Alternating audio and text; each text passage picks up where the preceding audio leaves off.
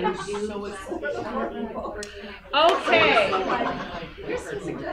So good evening.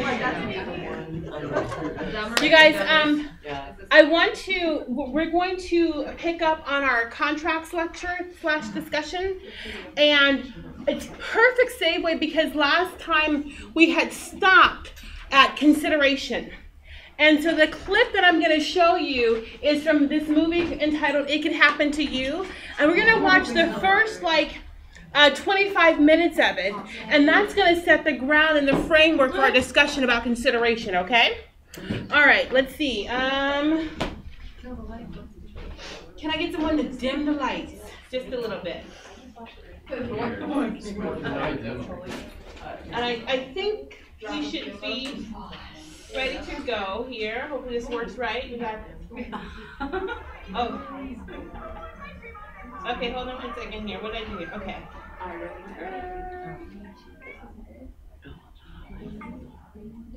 So I'm gonna skip out a little bit of it, okay? But just enough so you kind of know what the context is, all right? Because you don't need to see all of this. Yeah, okay, we need that project. All right, make sure we got volume. Okay, you guys ready? You're not gonna see your wife? Oh no, she doesn't like me to surprise her at work. Charlie was married to Muriel. Is the volume okay? She hated Queens. I don't know. I mean, if he was a detective or another couple cop, at least he would have some decent clothes, you know? But that's not for him. He's got to wear that uniform. I feel for you, honey, because you got driving ambition. I know. I never pushed him enough. I mean, if he was on the take, at least I would say, okay, he has initiative. My sister was married to a cop for 10 years. It's a no-win situation. Either they're honest and you're broke, or they're crooks and they never come home. So your sister, what'd she do? She left the cop and married an electrician. That's your real money. I'm running out of patience. I tell you, I'm a person who needs money. And then there was Yvonne, a waitress, who's about to get some terrible news. Miss Biaggi, according to your records here, you owe $12,000 on your MasterCard. Your Honor, those charges were incurred by my ex-husband, Eddie Biasi, the actor, after I threw him out. The bank is not aware of your divorce. Well, it's because we're not divorced yet, you know. But I told him, I said, you have to tear up the credit cards, and he promised that he was... If you're not divorced yet, you're still liable for any and all debts your husband may have incurred. That's the law. But I am divorced in my heart. You know, I mean, and that's what counts. Legally, that's not what counts. But do you know how much it costs to get divorced? I mean, have you ever been divorced? Probably not. Probably not. Probably you haven't. Probably you've had good luck your entire life, which is great, which is the opposite of me. Ms. Biaggi, if the MasterCard is in your name, it's still your responsibility. Please. I came to New York from Pittsburgh 5 years ago to be an actress. I had done our town in college. Let me tell you something, blatantly. People were crying buckets in rehearsals. Buckets. I'm sure they were. Will there be anything else? So I come to New York, and I meet Eddie. I'll talk about the worst luck of all. Your Honor, he swept me off my feet. He bought me flowers and took me on taxi rides and real restaurants. You know, with linen and wine and good lighting. You know, everything was so perfect, except that he turned out to be this pathological liar. And I believed every word that he said because I used to have all this faith in people. You know?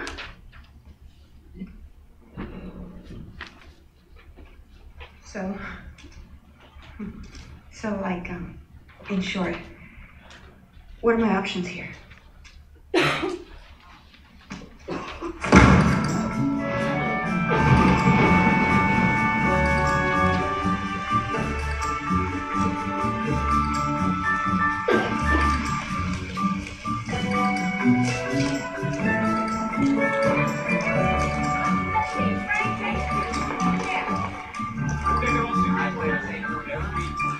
Charlie, Muriel, and Yvonne all lived in a city where people prayed for miracles every day.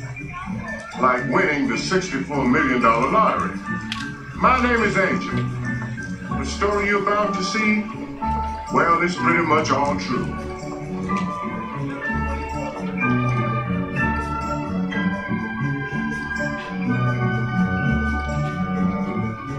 I had a dream last night. I was playing a slot machine, and I got 3 big cherries, but they weren't cherries. They were my father's face, the face of my dead father. It's a sign. You hated your father. Makes no difference, I hate him. A sign is a sign. I know you think I'm nuts, but I tell you, we're gonna win. I didn't say you were nuts. I just said the odds of us winning the lottery are not overwhelming. And you know what? It's okay. 1 bedroom in Queens is not my idea of living. 1 bedroom in Queens is fine. If we had kids, it'd be another story. We don't have the money to have kids. Of course we have the money to have kids. Cops have kids. Firemen have kids. Only rich people have kids. There wouldn't be public schools. Charlie, just get the ticket this morning, please. You gotta get real. You gotta tell her. I'm the man. I'm out here every day, getting it done, getting paid, bringing it home. You know what I'm saying? She gotta listen to you. Now you can't be serious. Takes 2 minutes. How? I'm starving, man. Hey, people, this is police business. Step aside, all right? It'll take 2 minutes. Step aside. Sorry. This is gonna take forever. And the Burger King's another 5 blocks. It's only across the street. I never went there. What, that place? Oh, no.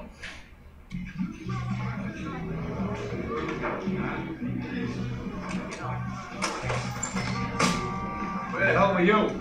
I did yesterday, Sal, 5 times. A personal matter, I couldn't help it. Hi, Carol. Well, you are 2 hours late. It comes off your paycheck. What? Do you know how many sick days I have coming? You want a sick day? Get sick.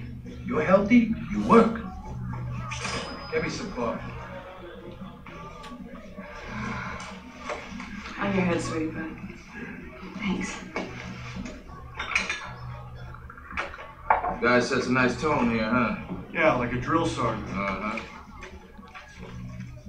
Here we go.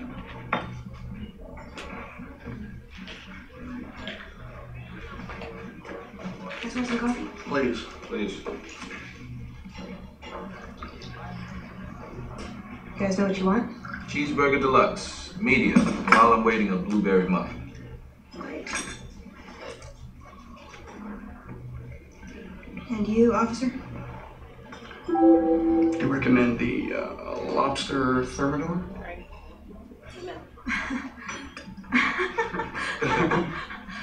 That's really funny. I mean, I think I'm just gonna die laughing. The kind of day that I've had so far, I can't even tell you what a treat this is. You had a bad day? Call me when you're ready. Ooh, a meatball sandwich. Really? That's what I want. Meatball. Meatball. You are a very brave officer. Oh, she likes you. Mm-hmm. Yeah, she really likes you. I was trying to cheer her up. Mm-hmm. We got a store alarm on Spring Street and a naked man in traffic or something. I'm full. Shit, I'm gonna starve to death. Your turn for the check. Okay. Miss, we gotta run, so we'll just take a check. After that whole routine? Hey, when those radios go off. Where? Wait. Thank you. All right, so that's 2 coffees plus taxes, 2 even.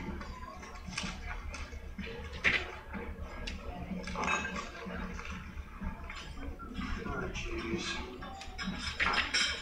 I'm short. Fine, officer. No charge. No, I have the check. I just don't have enough for a tip. I'll live. I can't not leave a tip. So leave a tip. Lottery ticket? With my luck. Be serious. No. Go, get the cat out of the tree or whatever it is that you do. Well, no, that'd be the fire department. Come on, Charlie, let's go. go! In a second. Listen, I got an idea. What's your name? Yvonne. Yvonne, I'm Charlie Lang, and we're partners. If this ticket wins, I'll come back tomorrow and split the proceeds. And if it doesn't, I'll still come back and leave you a tip. What do you think? I think I'm never gonna see you again. You'll see me tomorrow. Well, I'll be here. We got a deal.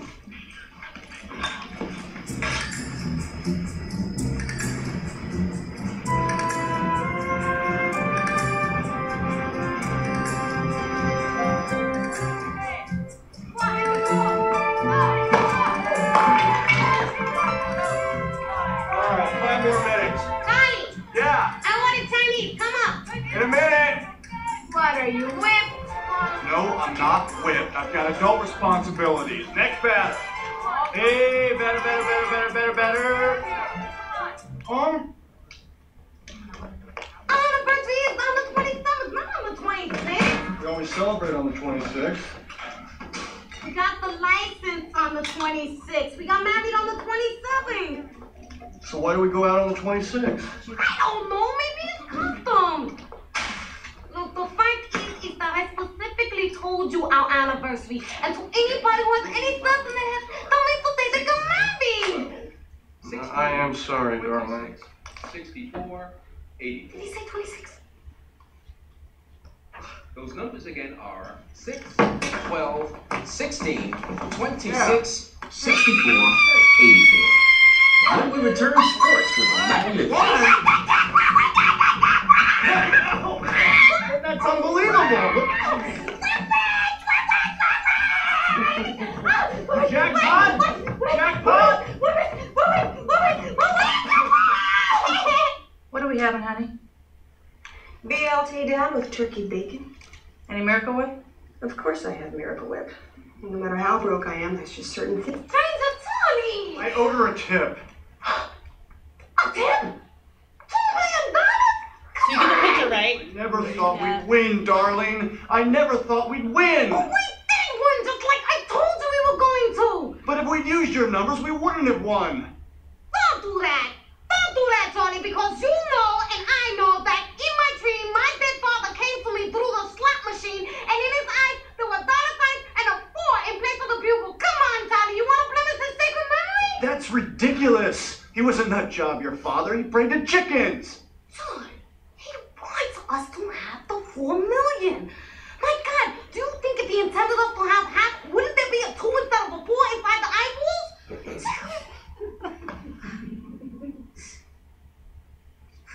It's not the right thing. Right thing?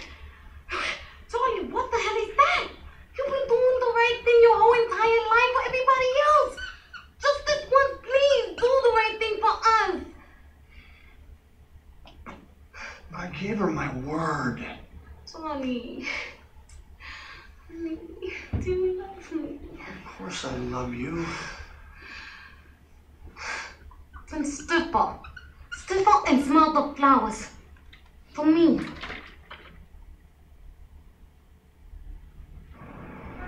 What would you do? Well, I'd buy the Knicks. I mean about the girl. I'd take her to the garden so she could watch me play. I started myself as a very small, round forward. So you agree with Muriel, right? Giving her half as crazy? And if I can't have the Knicks, I want The worst day of my life, from start to finish. Come on, let's go. Wake up. It's impossible today. How's it possible Yvonne's dreaming here? Quit the socializing. Don't go anywhere. I'm going to apologize to you in detail. Okay, Western for you, Walter, and Timothy. Some nice oatmeal like Mom used to make. My mother never made oatmeal in her life. My mother never made food in her life. Bloody Mary she made, White Russians. Mom, she had a great personality. So did Imelda Marcos. Well, she produced a nice son, right? You're okay, you know that? Eat. He's got it, huh? Yeah, a couple years. Come in twice a week. He's really starting to go downhill, though, you know? In and out of the hospital, and What a world, huh? Really. Makes you want to appreciate every moment, you know, not be petty or spiteful. I know just what you mean. Yvonne! Speaking of which, What I have here is a check for $9.53. What I do not have is the $9.53. he went to go get his wallet out of the car. He said he'd be right. Never let them out the door! What am I running here, a soup kitchen? I'm sorry, I made a mistake. You sure did, gorgeous, and the $9.53, it gets deducted from your check. Now bring me some coffee.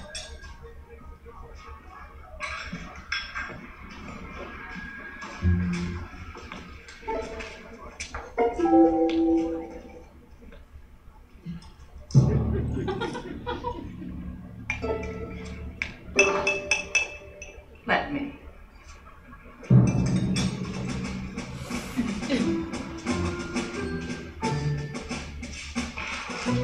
Enjoy.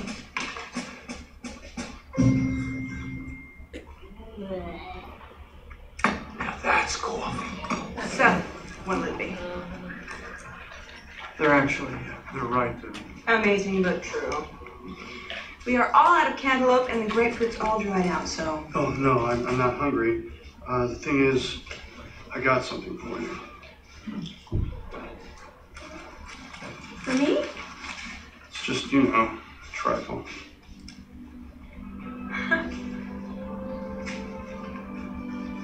May I? It's one of those little strings that you connect to your glasses so that they hang around your neck. And that way you'll know FYI, they my are. husband did this to another one on the way. Thank you. This is a side note. Thank you. This next dialogue I want you to pay attention to because it's going to set the stage for us talking about one of the theories. The nicest thing anyone's ever gotten me. I certainly hope not. It's close. You sure that I can't get you anything like coffee or tea? Decaf, please. I've reached my target heart rate for the day. Decaf it is. So, you've had bad luck? Unbelievable. When I was 11, my dog died of parvo. I still don't even know to this day what parvo is. I married the wrong man. I mean, the wrong, by a lot, man. You know? And now I can't afford to get divorced. So, I mean, except for yesterday, I'm used to my luck. But yesterday, I actually went bankrupt before I came into work, which was, that's why I was so rude to you. You went bankrupt? Yep. Look, from the officer. That's sweet, huh? Wait! What? About our little agreement. Huh? Double the tip or half of what I won in the lottery. That agreement. How about we make it your choice? Door number 1, double the tip. Door number 2, half of what I won in the lottery. My choice. Okay. Whatever. I'll take door number 2. I'll take half of the lottery. Pay up. You're sure? Positive.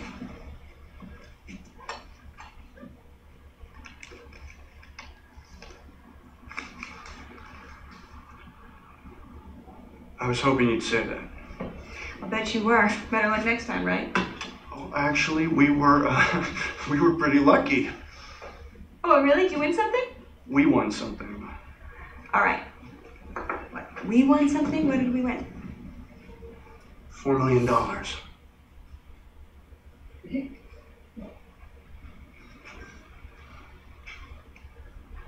Why are you doing this? What? This sick joke. No, it's not a joke. This is not a joke. No. No. What you're telling me, what you're saying to me, do you really... What, you think I'd make this up? Yes, I do. I'm not. We won. The lottery. The New York State, the lottery. The actual lottery, New York State lottery. Yes, $4 million is our share. Happened last... All right, so that sets the stage. Woo! Blink your eyes a couple times. So, do we have a valid contract? No. Well, let's go back. Let's go back and sort of talk about what we spoke about in terms of the fundamental elements, right? When we evaluate a contract, we have to always start with what's the legal sort of framework in which we have to do the analysis. So what's the first thing? Nope. We need an offer. That's right. We need an offer. And what did we say the offer has to do? That's right. It has expressed an intent to be bound, and it has to be definite, right? So, do we think there was an offer? Yeah. Was it definite? Yes. Did he express an intent to be bound? Yes. Okay. What's the second thing that we need? Acceptance. Acceptance. And what did we say about acceptance? Offeree or return promise of the All right, but what do we say about the form of the acceptance? Mutual to promise her and indefinite. Nope, that's a different issue. We're not there yet.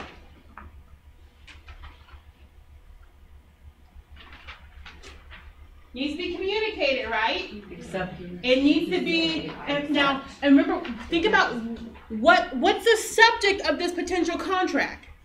The subject is money. And how are we going to classify money?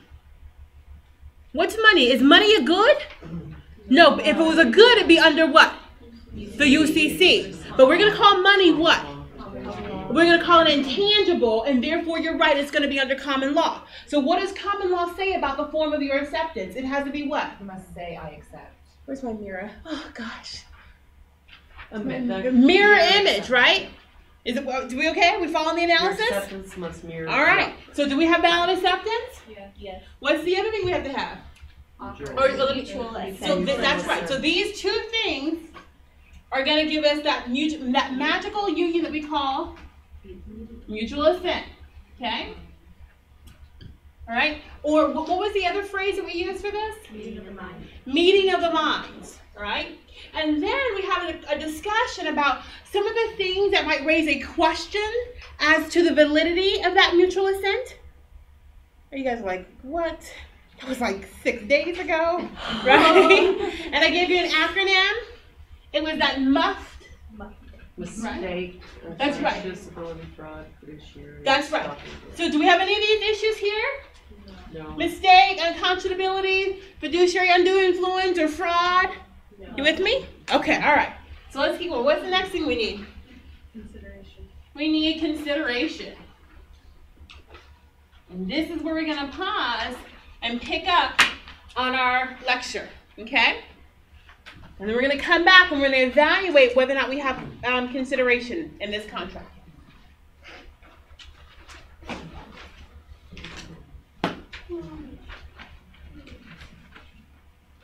All right, so in order to be enforceable, you ladies okay? Yeah. You need an extra copy? No. Okay, perfect. All right. So you guys, do you know where we're going? Okay. So consideration. This is what we're going to call our inducement to make a promise enforceable. And we're going to define this consideration in one of two ways. But as a preliminary matter, what we're going to say is that a gratuitous promise is going to be a gift promise that's made without consideration. So whenever we have a promise, right, and it lacks consideration, we're going to say that it's going to be gratuitous. Okay? Can you elaborate so if it's a gratuitous promise, that lacks consideration, and that's going to raise a question about whether or not we have a valid contract. So now let's talk about what we mean by consideration. So first of all, we have to have what's referred to as legal sufficiency. Okay? That means we need to have some sort of exchange. We're going to have either. We don't need both. We need one or the other. We need a benefit to the promisor, to the person who's making the promise. Like, who's the promisor in this scenario? Nicholas Cage. Yeah, what's his? I don't know his character name in the movie. I don't even remember. But yes, so Nicholas Cage's character, he is the promisor. So we need some sort of benefit to him. Or we need a detriment to the promisee. Who's the promisee? Yeah, Bridget Fonda, is that her name? All right. So let's talk about what we mean when we say legal benefit. So for our purposes, when we say legal benefit, what this means is the obtaining by the promisor of something that they had no prior right to have. So if I didn't previously have a right to it, and now you're giving me that, then that's going to be a benefit. You okay with that idea? Yes, yes. Isn't this fun stuff? Okay, whatever. All right, fine. So by virtue of what I've given you in terms of legal benefit, what do you think then legal detriment means? What would you think legal detriment? So legal benefit means it's something that I'm getting that I previously did not have a right to have. Okay? No prior legal obligation. That's right. So here, I'm going to do or undertake to do something that I previously didn't have an obligation to do. Okay? Or I'm going to refrain from doing something that I previously had no legal obligation to refrain from doing. Okay with that? Because I'm giving something up, right? There's something, so look at the language here. So I'm doing that which the promisee was under no prior obligation to. So before I didn't have to do this. You with me? Or before I didn't have an obligation not to engage in this. I didn't have an obligation before to refrain from doing this. So that's something that's a burden that I'm now going to carry. With me? So one or the other. We need a benefit to the promisor or a detriment to the promisee. In our scenario, Nicolas Cage is the promisor and Bridget Fonda, the waitress, is the promisee. Did I lose you? Keep going? Keep going. Okay. All right. So the other thing that we have to sort of make sure we note is that the parties exchange, it doesn't have to be of equal value. Okay? So look at the nature of the exchange here. The cup of coffee is $2. With me? What's exchanging? Potentially. $2 million. $2 million. Okay. All right, I want that. Right? Okay, so is that of equal value? No. So we're not concerned. So when we're asking the question of is there a valid consideration, you're not supposed to look at sort of the value of, oh, I'm giving her $5 and she's going to give me this lovely Samsung phone. Right? That could be okay. As long as we have offer, acceptance, there's none of this mess right here, and then we have that other stuff down there. Okay? We're not concerned with the value. Okay? I need a clicker. Okay. So, what's not going to be consideration? A promise to make a voluntary gift. You guys get those phone calls from the Washington Law Enforcement League of Good People, right? And they said they're going to mail you out an envelope, and you're supposed to put your money in there and mail it back. You say, yes, I'm sure I'll do that. You get your envelope, and it sits, right? Got a contract violation? No. So, voluntary gift. Illusory promise. Statement that is in the form of a promise, but imposes no obligation upon the maker of the statement. So, let's see. Expressions of moral commitment. You know what this reminds me of? You church people, you do your tithes, right? Your moral commitment stuff, right? Now look, don't let me be the one to send you to hell. I'm not saying it don't matter in other realms if you believe that way, okay? I'm just saying in legal context, okay? All right. Past consideration. In consideration of your past act, I'm now going to promise to do something, has to be fresh. Okay, we're looking for a fresh exchange. Okay? If I already did it, I already had an obligation to do it, it's already done, so you can't go back and, All right. So we spoke about two different types of contracts, the unilateral contract and the bilateral contract. So now we're just going to take a look at what that consideration looks like in the context of both of these. Okay. One promise exists on a unilateral contract. So the promise flowing is consideration, and the return performance is that consideration. With me? So we got a flow. We have an exchange. Okay. In a bilateral contract, remember bi means two. We have two promises. So those promises are the consideration from one another. We okay with that? All right. Again, just sort of flushing out what is consideration, what is not consideration. Pre-existing duty rule. So this is a defense to the recovery where a new promise or a modification of the old promise is given for the same act a party has already promised to perform. So let's see. Sonia, can you rob a bank with me? Okay. So me and Sonia, we're gonna rob a bank. Okay, Jennifer, you are the teller at the bank, and you happen to be on duty. All right. Sonia, I'm just gonna go ahead and tell you right now. We're gonna go down. We're gonna get caught. Okay. All right. Okay. John, you are an off. What bank are we gonna rob?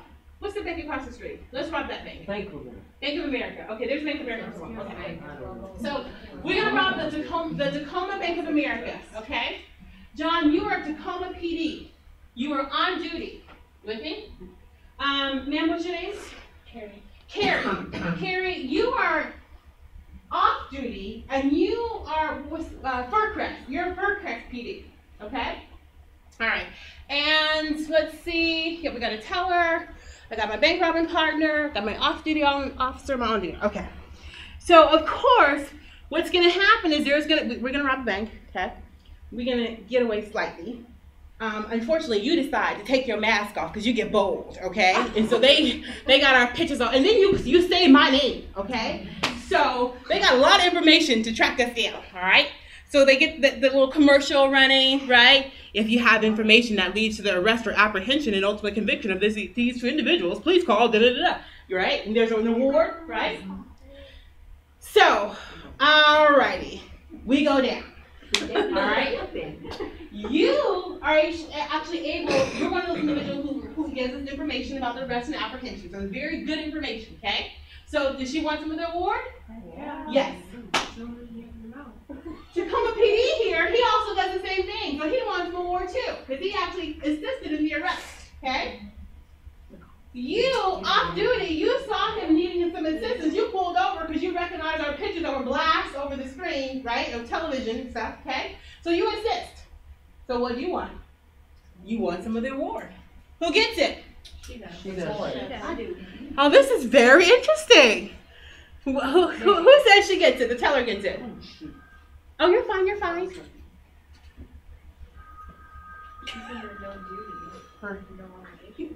She's on a no duty? Yes. Oh, I just kept my Okay.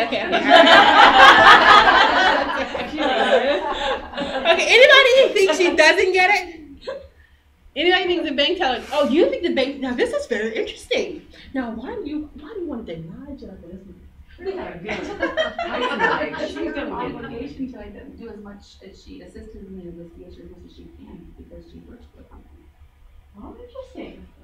Okay, yes, sir. Wait, did she call in with information before they offered the reward? Like, this is very interesting. No, let's just assume that she pushed the button. Let's assume she did push the button. Let's assume she pushed the button. She was very brave. Okay, I don't know if I can be brave. I'm like, here, let me help you. Okay, here you go. There's a vault back there. Remember you guys wanted beforehand? We weren't worried beforehand. You weren't? We were doing good until she decided to take off my mask. I don't know then because that's not the apprehension. That's just she's just part of the investigation. Let's assume that she can. Whoever called. Let's assume there's no debate. Where they at? That's who gets the money. Right, but let's assume there's no debate about the fact that she gave information that was critical to our arrest. It's her job. She was like, oh yeah, I heard that when she took off her mask, I heard the other thing, her name was Andrea, and then she worked at TCC. You know, I take a class with her. Right. Okay, all right, so we're going to come back to the teller. John, Tacoma PD. Did he get it? No. Well, why not? On duty. He's a civil servant, and that's what we expect him to do. Pre-existing duty. All right, we okay with that? Okay. What about her? Yes. Yes. She's still an officer. But she's still off duty. Off duty. She's Not a duty. It doesn't matter, she still has a pre-existing duty. Yeah. Interesting. All right. So here's where the case came down. Here's where the case came down. Here's where the case came down. All right. No for you. No for you. Yes for you. Really? That's what it said. Yes. But here's the thing though. But irrespective of how it comes down, the analysis is going to be the same. Was there a pre-existing duty? Was there a pre-existing legal duty? If there's a pre-existing legal duty, then that does not constitute fresh consideration. You already had an obligation to do it. Remember? Huh? Yeah, well, the court says, hey, she was like, too bad, Tacoma, sorry. I've got to get home. No, she stopped. All right? So at least that's what this one case says, okay? All right, let's keep going. Appeal. Well, I knew the teller didn't get anything. All right. So, pre-existing contract. So this is the other thing we have to sort of address in terms of consideration. And then we're going to come back to our movie clip. So if we are going to modify a contract, right, we kind of, and in some sense, we start over a little bit with the consideration. So modification with the parties to a contract, they're going to mutually agree to change one or more of the contract terms. Okay, that's basic definition, okay? And all this is saying is that under common law, remember how tight and rigid common law is? Common law, like, okay, well, you're going to change the terms. That seems like that's a renegotiation. And so you need to provide what we call fresh consideration. Right? We need to figure out now what's going to be the new bargain for exchange here. That's all that principle is saying. Yes? Question. Mm-hmm. He's Who's married. he?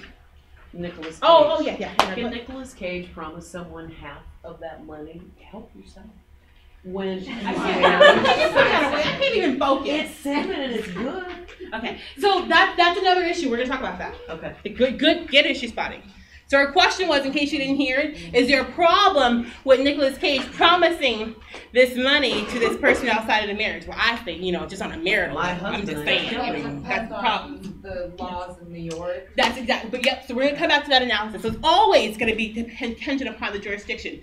But probably there's a good question about whether or not that's appropriate, okay? Because it's going to be, if it's received during the marriage, it's going to be what? Marital asset.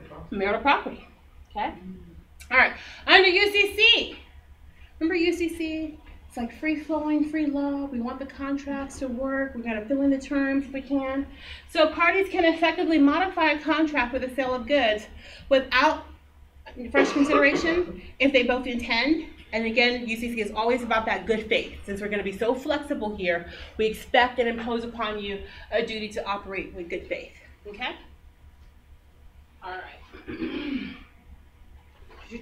Hold on 1 second, make sure we got everything like that. Perfect. Okay, all right, so now let's go back to our clip. Let's see here. So with that background, in terms of consideration, what do we think? Do we have a valid contract? I'm still staying with them. All right, so here's what I want you to do. I want you to huddle for about 5 minutes. Okay? But I've been watching football. I know this side. And all I know is my son does this right. I have no idea what this means. What does it mean? But this is what my 9-year-old does. He does this and he does this. And I'm like, okay, all right. So let's huddle for 5 minutes. I know you think I'm totally nuts, but that's okay. All right, so 5 minutes. And what you're going to do is you represent the waitress. Okay? And what I want you to do is come up with your legal argument as to the validity and enforceability of this contract. With me? This group right here. Y'all are too close. Okay. So you all are going to represent the marriage, your marital entity. Okay? And you're all going to evaluate, is there a problem with this, giving us this money? Okay? Alright. So if your husband. Y'all gonna be kind of a big, I don't have enough issues, okay? It's also a legal But y'all are gonna represent this something for something. and so over here, you have, it's not enforceable. Wait, hold on. Over there, where there's not enforceable. Over here, y'all It's a actually valid have contract, but not, which are enabled. that does kind of make sense. But listen, that's the first time. I don't know. Okay, everybody clear? What was you gonna do? Yes, I hope so. About 5 minutes. So he's losing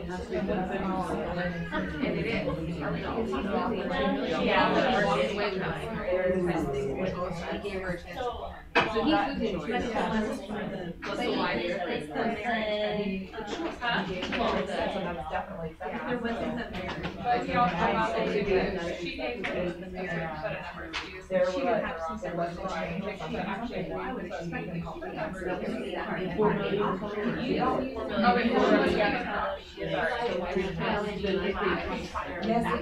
Yes, it was because of. So you can, so listen in on the conversation, but when I say that you guys can be much higher. Well, you know what it is. So there was something else. They got to the board, my wife wants to invite it. He's gonna walk away. You basically get his ex-wife, she take his house, which is a typical anyways, they would meet. No, he's a connoisseur. So you just actually way. Actually, there has to be a judgment for half of the Oh, I know. and then half of him. Right. So Dylan, you guys okay? Right, no, I'm just. Sure? You can still keep listening in on the discussion, okay? I'm gonna look at you, Have I sat here and ate just one? No, I'm sitting here doing this and this and this.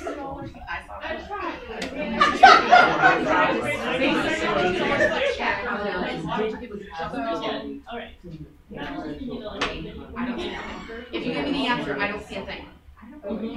Thank you.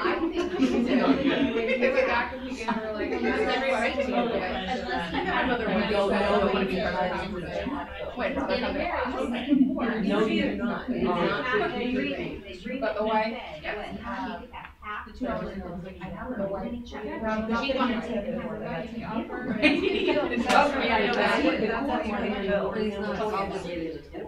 Well, yeah, well, before they did that, I mean, she was very much against it. He said he didn't know. That's what she I think it has to work. All of those. Now, I want to throw you, I'm bad at these colloquial sayings, but I feel like I want to say, throw you a monkey wrench. Is that me like right? Curveball. Monkey ball? Okay, whatever that is. Okay. So I'm going to give you another piece of information. I want you to think about, she told me it was monkey ball. Is that right? Monkey ball. Oh, what's right? It's monkey wrench. Oh, a curveball. Okay. So I want you to, let me get your attention. I want you to think about the concept of promissory estoppel. That's all I say.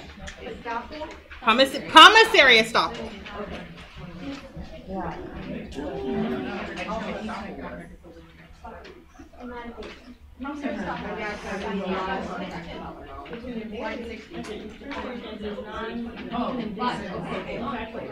allowed to go on your own. Do anything without your authority. It's legal. Yes, but we're talking about putting weight on it, not getting a loan to acquire more. And it was her idea to buy it. That's a movie for me. Doesn't matter. I didn't hear it. Are you really gonna go home and watch it? Let me guess, even though I've never seen it. They run off with 2 million and she gets 2. Yeah, thing? Yeah. That was so well right here. Page 10. Remember the white second? No, they got the money and started spending their. That was the one that we're in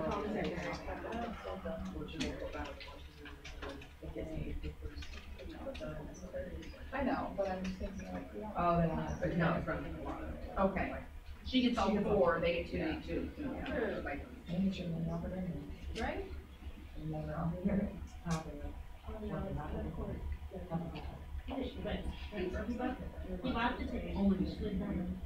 Yeah. No, she did one more, remember, she should have had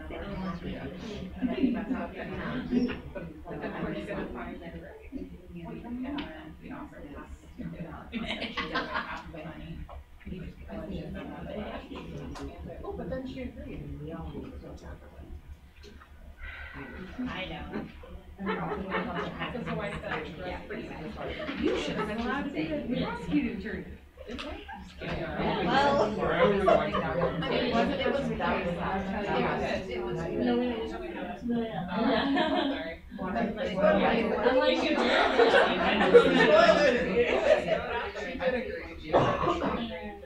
There's an alternative injustice. And then she was like, it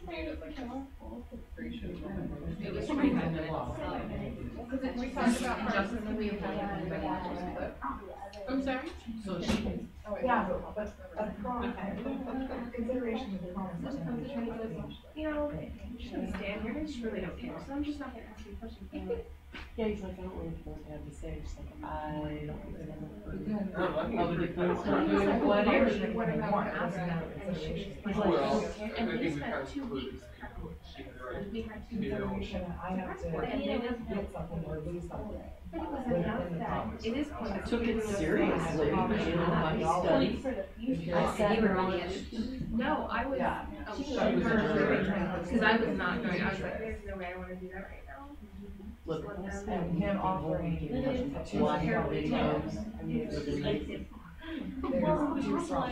You know, slap and service. I really just don't care.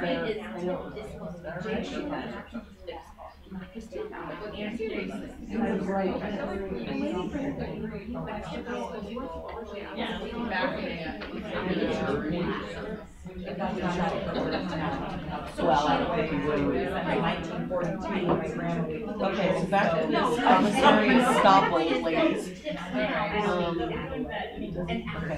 In certain circumstances, any threshold promissory is enforceable to avoid injustice. And that's. But he said he would.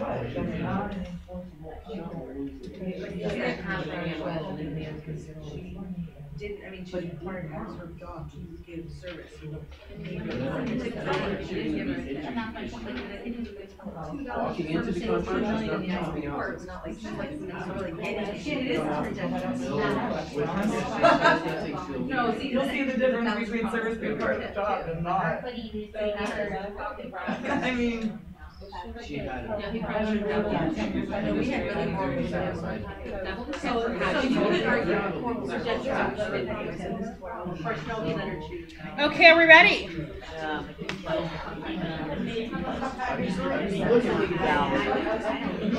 think it would be valid. That's the only thing that's locking is the marriage. All right, let's come together.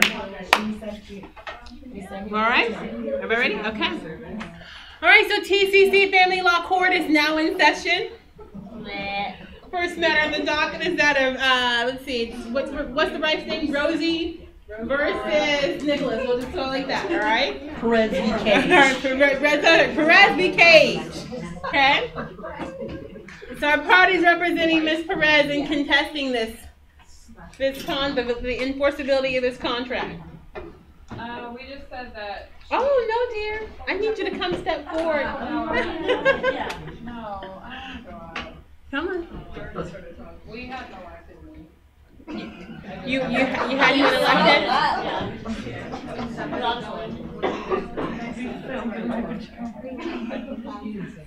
This is a safe space. You're going to be called upon to do it all the time. Oh God. Okay, quick story, and then you'll be totally okay. So on Friday, I had my first Board of Governors meeting for the Washington State Bar Association, right? It's very intense. It's all formal and everything, right? And we're sitting around the table. Everyone has lovely name tags on. There's water on the table and so forth. I, goofball that I am, decided to drink some water. This lady in the audience, she was commenting about something. And basically, it was really a very crisp criticism of something that she had some concerns with. And she made her comment just as I had taken a sip of water. Oh, no. Yes, like right. I mean, and it wasn't just a little bit. Like there was like little water drops. Oh my gosh! So for the moment, I was like, oh, okay, let me get up. So anyway, so come on.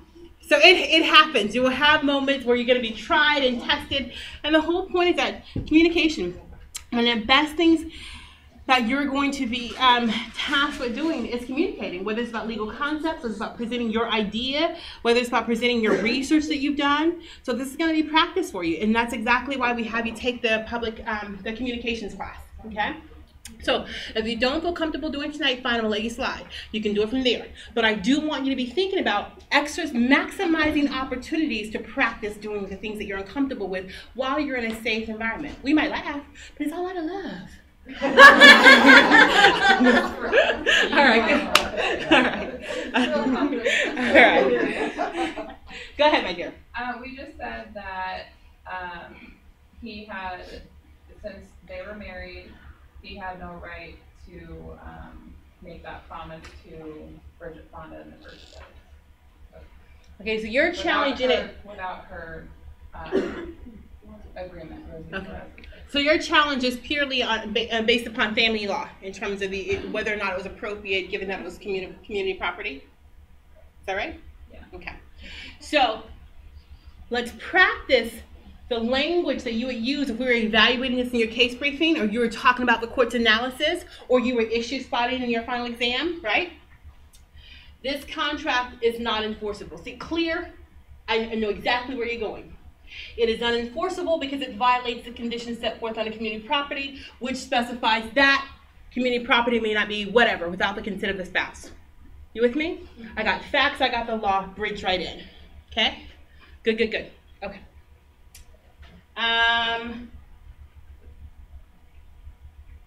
Bridget? Parties on behalf of Bridget. Your argument for the enforceability of this contract. Anybody? Who did you guys have? The waitress. The waitress.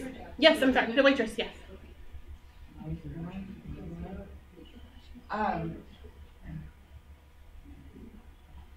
I think there was definitely an offer and acceptance and consideration. Something was given, something for something.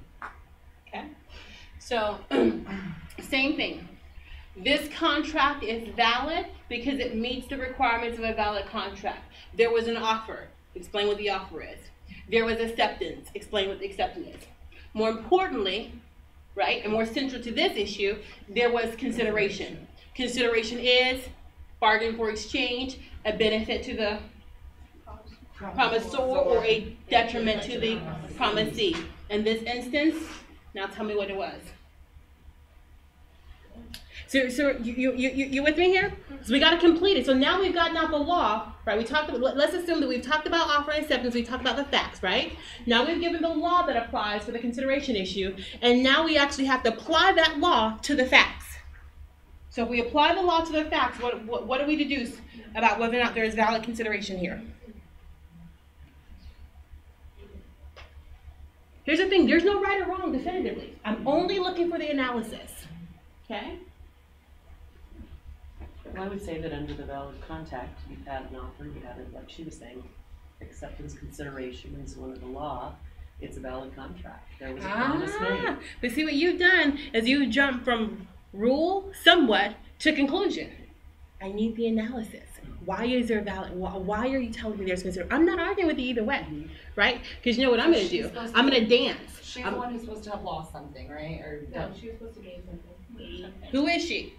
It was a detriment to him and a benefit to her. Well, then that's there. So here's a waitress. She lost 2 million. And what are we going to call her? Is she the promisor or the promisee? E. She's the promisee. Which means there has to be what to her? Benefit or detriment. No. Don't confuse the legal concept. Always go back to the rule. So as a promisee, what are we looking for? Detriment. So there has to be some detriment to her. Hold on. We're going to fix it. I heard you say confused. Hold on. Yep. So we're talking about consideration, right?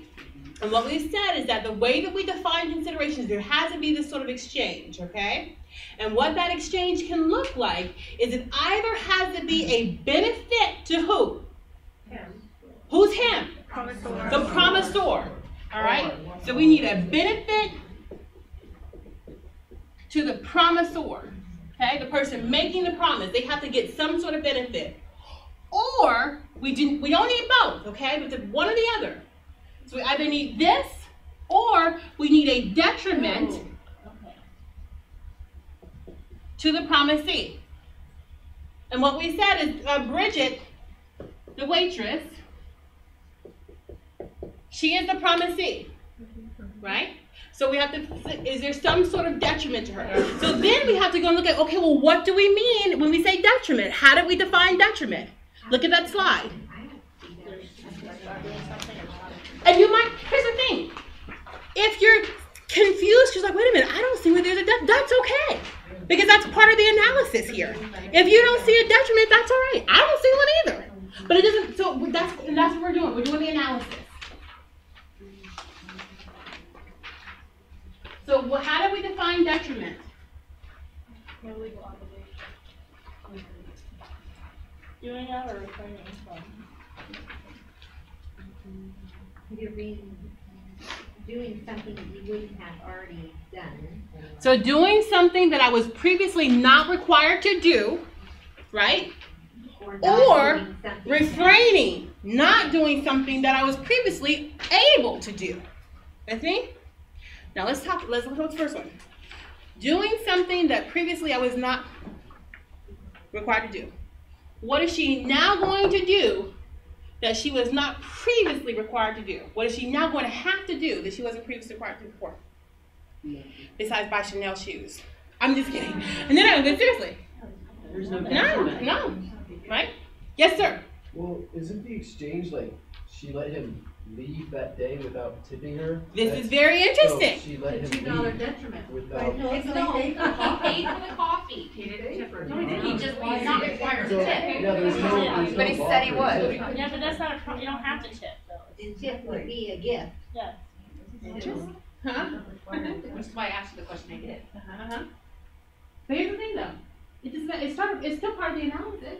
You might in your analysis make an argument that hey, she is foregoing her tip. Typically, she would be entitled to have a tip. Right? Irrespective of whether or not there's some law. Of course, he's not going to be charged with theft if he doesn't leave a tip, right? Okay? So that's what I'm saying. I'm not looking for any definitive answer.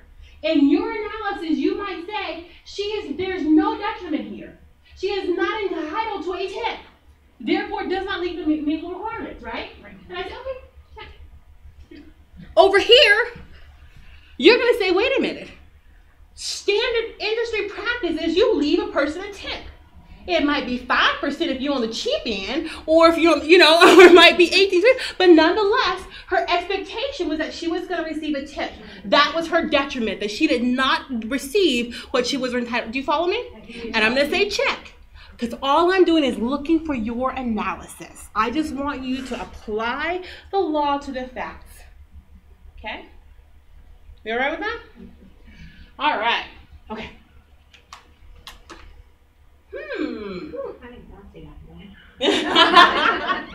Okay, let's see. Is it break time? We started right at 6. You guys need a break or can we keep going? What do you want? Okay, let's keep going. Okay. All right. Okay. Now, did I leave a group out? We got that? No, marriage. We're a little confused. But we're where talking our about vote was. You're okay. Okay, so what did you think your part I'm was? gonna be honest, I thought we were trying to figure out whether or not this is a valid contract for him To make. In the context of what? His wife Of his not marriage. being. Yeah, exactly. Okay. Yeah. So what'd you come up with? No. No. And why'd you Depends on come? the state laws. It Okay, depends so- on whether it is a, Let's assume we're in Washington State. so it's When Washington State is a what? Is it a community property state? community property, okay. Yes, I love that. Okay. Okay. So and what's our We analysis? disagree. We You completely disagree? Two different, yeah. We saw a valid contract that Yeah. because of the marriage and the community That was property, the we only didn't know if thing it's enforceable. Very That makes interesting. sense. The elements of a valid contract. It does. My Whether question. or not he can This make is that up beautiful. Was he able to enter into this contract with this person without without her consent. The without her consent. This is beautiful. You should not be confused at all because if you're doing an analysis, an enriched analysis, you're going to address both. We're going to say this contract may not be valid because it lacks proper consideration, if I'm taking that angle. And then we're going to go through, we're going to talk about what consideration is, right? Consideration requires benefit to the promisor, detriment to the promisee. In this instance, blah, blah, blah, blah, blah, right?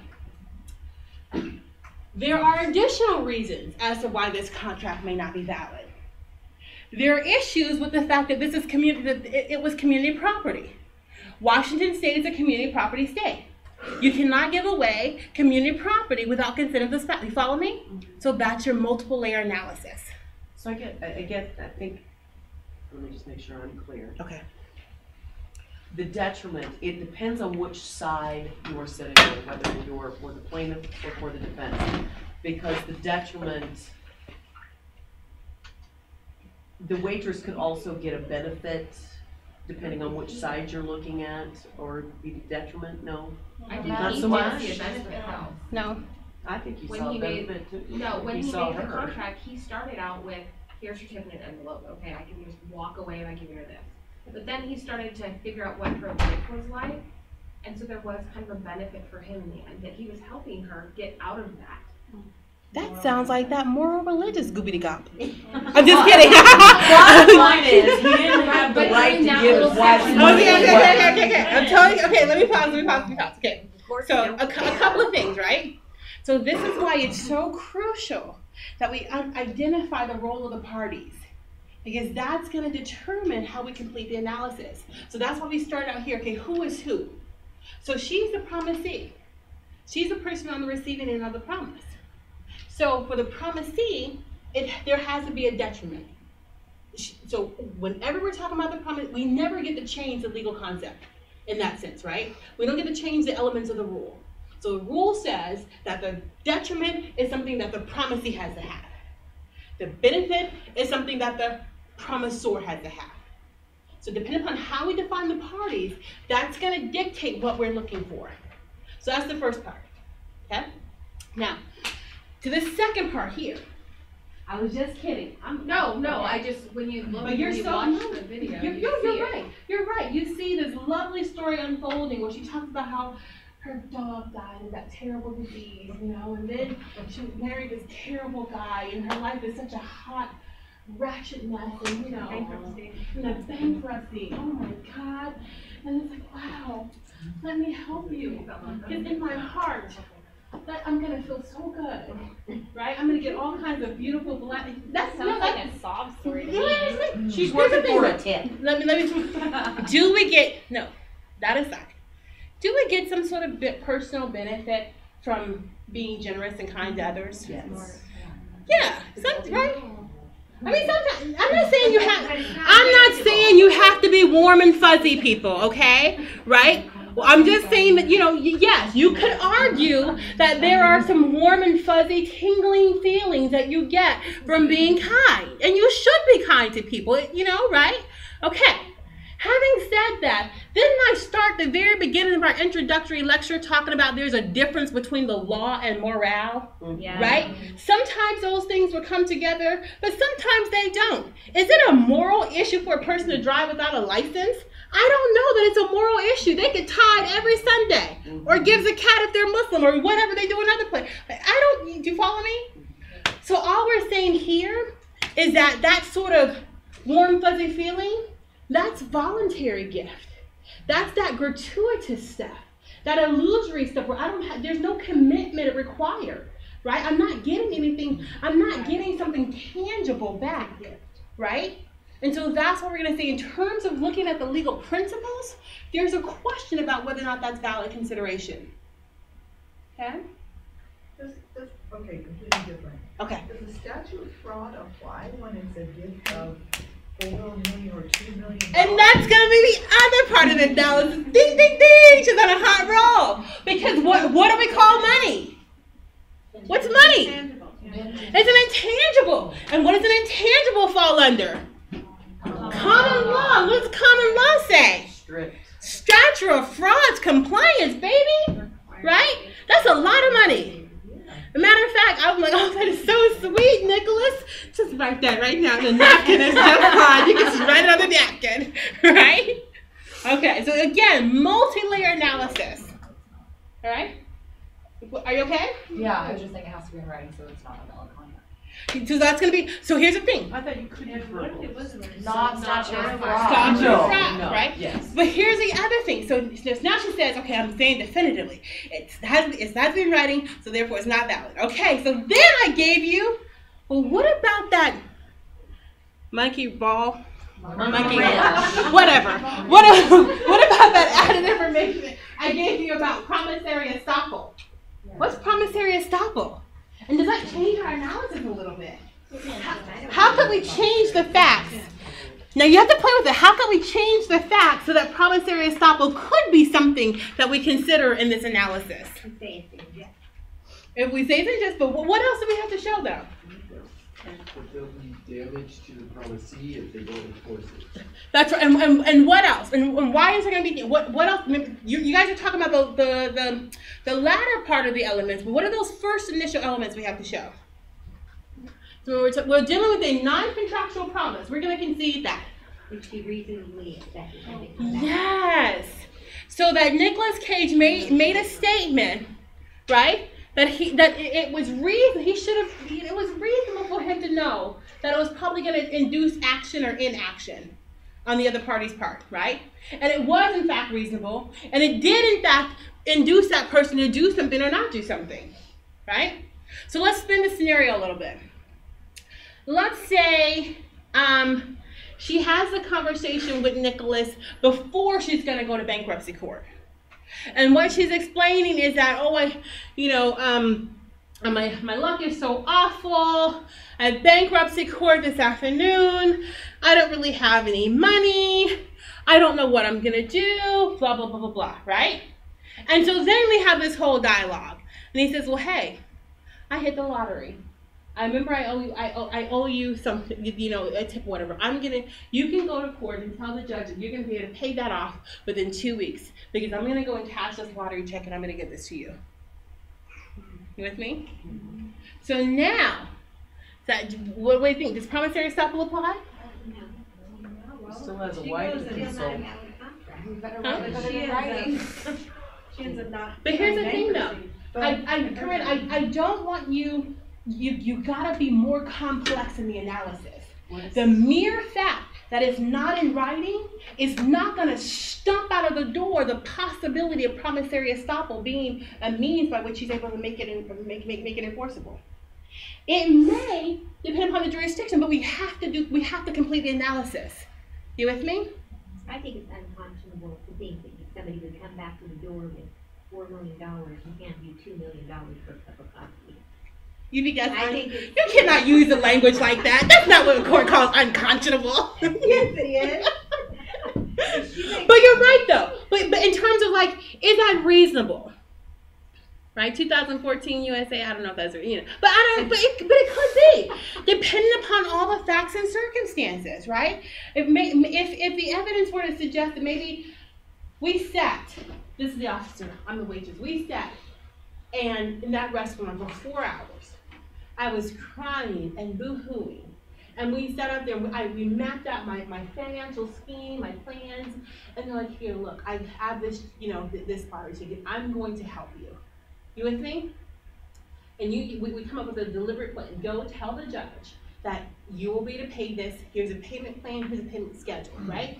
Does that seem like that's building to some indicia of like where it might be reasonable for you? And you look so sweet and innocent and so honest, and he's an officer, and he got his badge on, and he's got these beautiful eyes, and okay. You with me? Huh? That's two separate issues. Remember? If she believes it, she goes to court, and she's gonna end up in real trouble if he doesn't follow through. And he's an officer, so he knows. So again, what we're saying is that we're not coming down hard one way or the other, but what we're saying is that you've got to pay attention. It's all going to depend upon the facts. So you've got to do the legal analysis, and you've got to look at what the facts are. And depending upon how you spin those facts and argue those facts, it could be enforceable or it could not be enforceable. I'm not interested in your ultimate answer. I just want you to go through the steps of the analysis.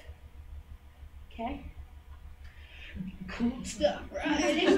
I love contracts. Okay. See, you guys got all gist of this. I couldn't find my Shrek clip. That would have been totally cool. Okay, Shrek the Third. If you have not watched it, watch it after we finish our contract lesson. You see all kinds of contract violations. Yes.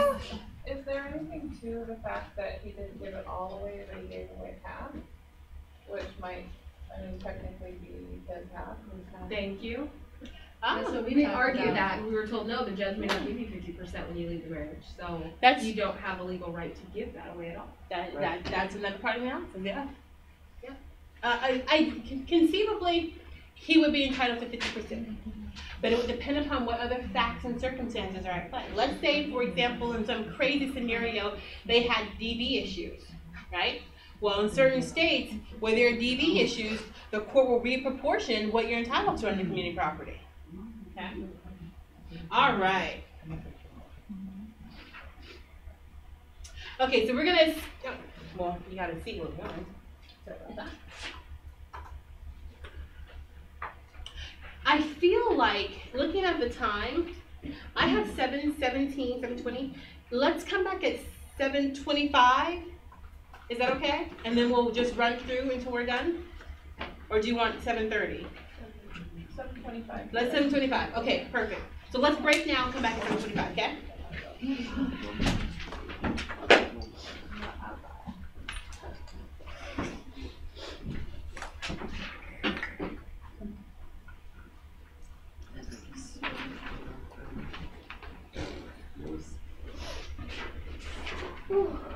It's warm in here. Uh-oh. You okay? Take it out of the chair.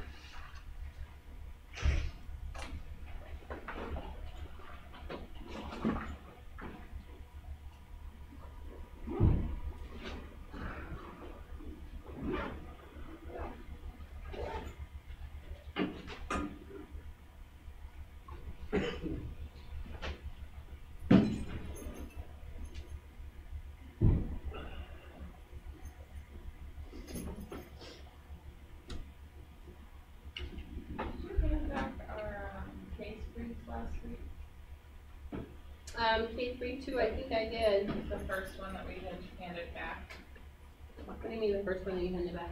That we edited and handed. No, your rewrite? Yeah. No, I haven't given that back. Okay.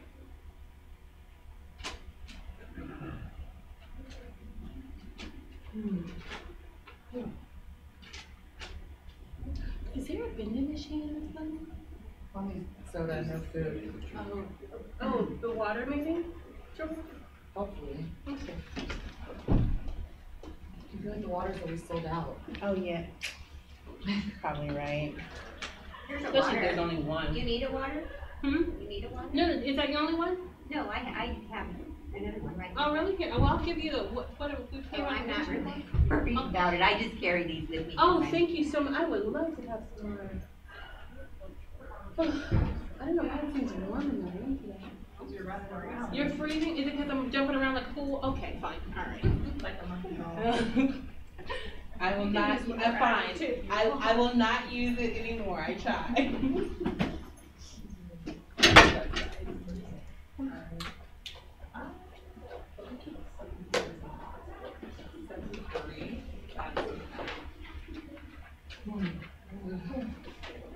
Oh, thank you so much.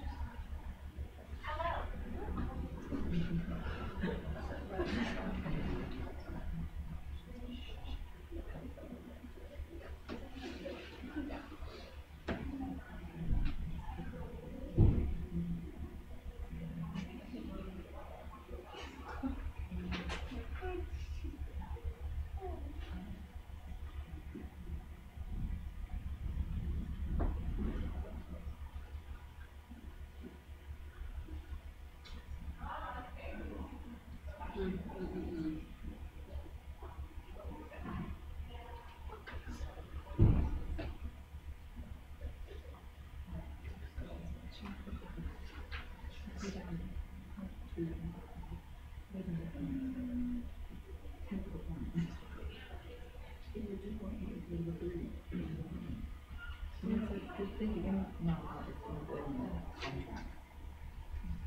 then said, why did you think that? And then said, good job. Like, what did they give you wrong?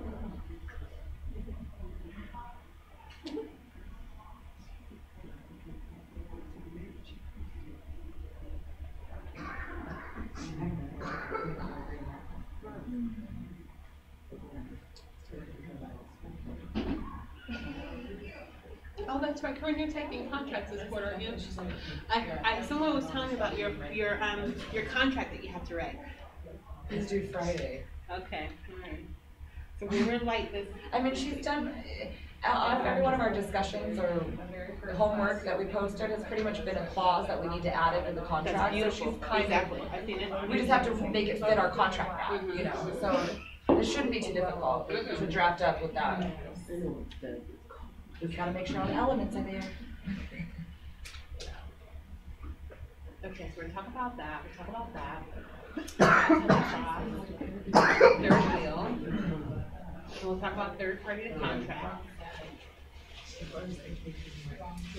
Warranty. Delegation of duties. Okay, fine. Okay, we probably won't talk about remedies, but that'll be okay. But we will get.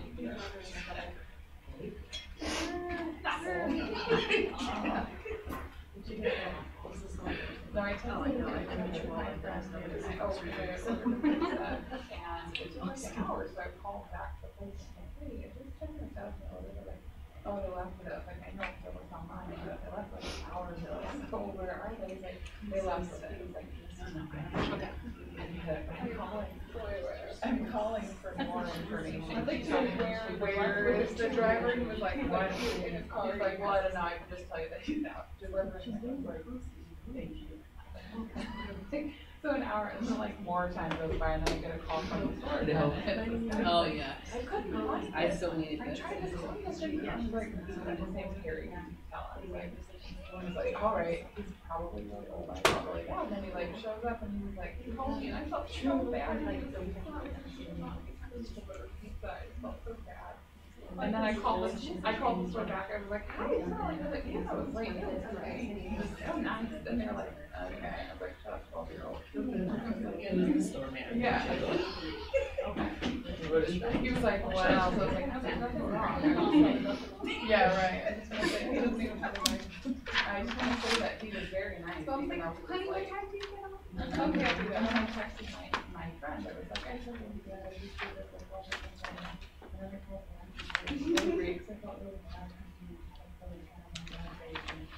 And then I texted my aunt instead. And he was like, please let old people shouldn't have to go over 50. And then I felt really bad. My aunt, she had surgery.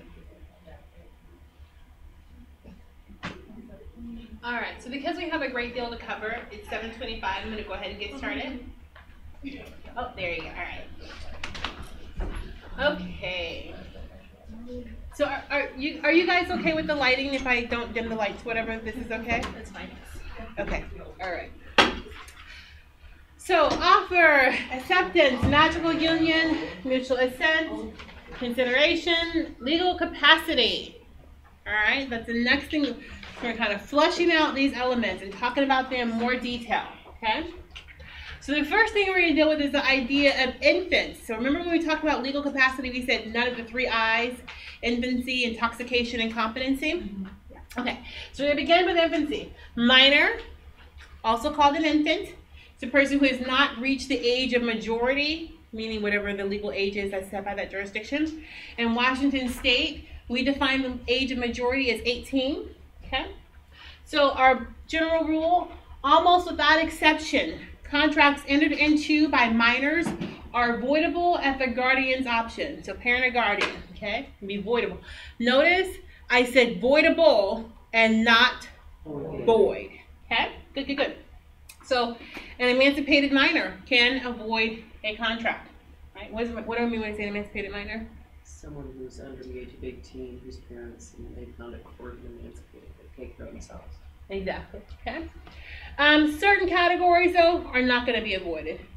Loans, sorry, those don't count. All right. All right. Minors. So a couple of concepts or a couple of terms. So the first one is the idea of disaffirmance. So exercise of power of avoidance by minors, whereby they are released from any liability of the contract.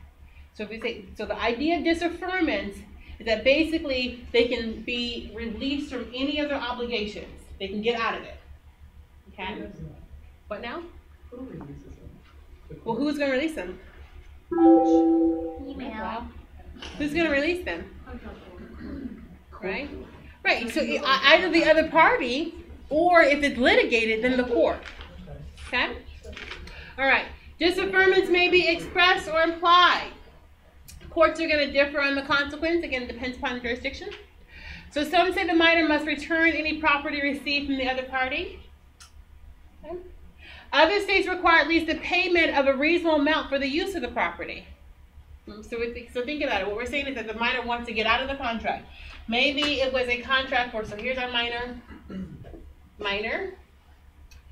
Here's our other contract party over here. So we'll call this this is the guardian of the minor, okay? And maybe it was a vehicle.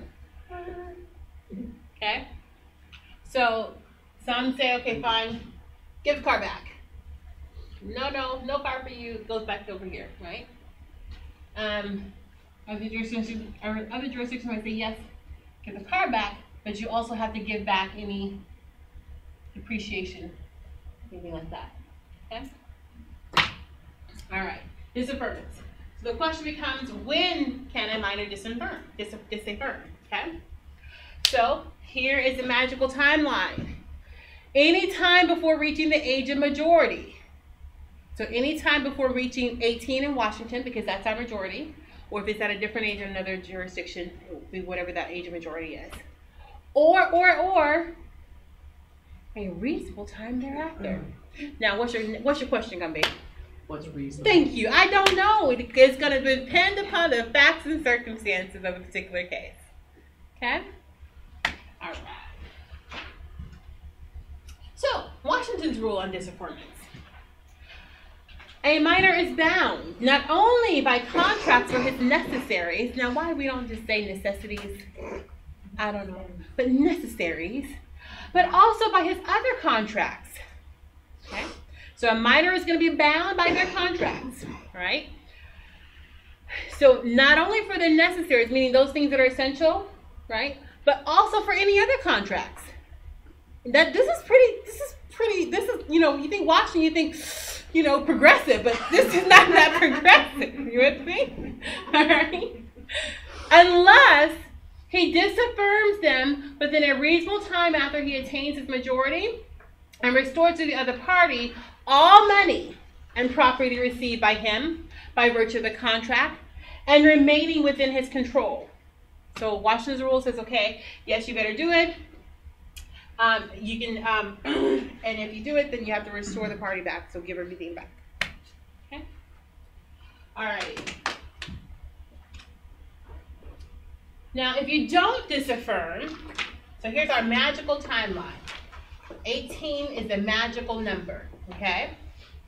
So up until 18, if we entered into this contract as a minor, right? Then our guardian or parent can seek to disaffirm this contract.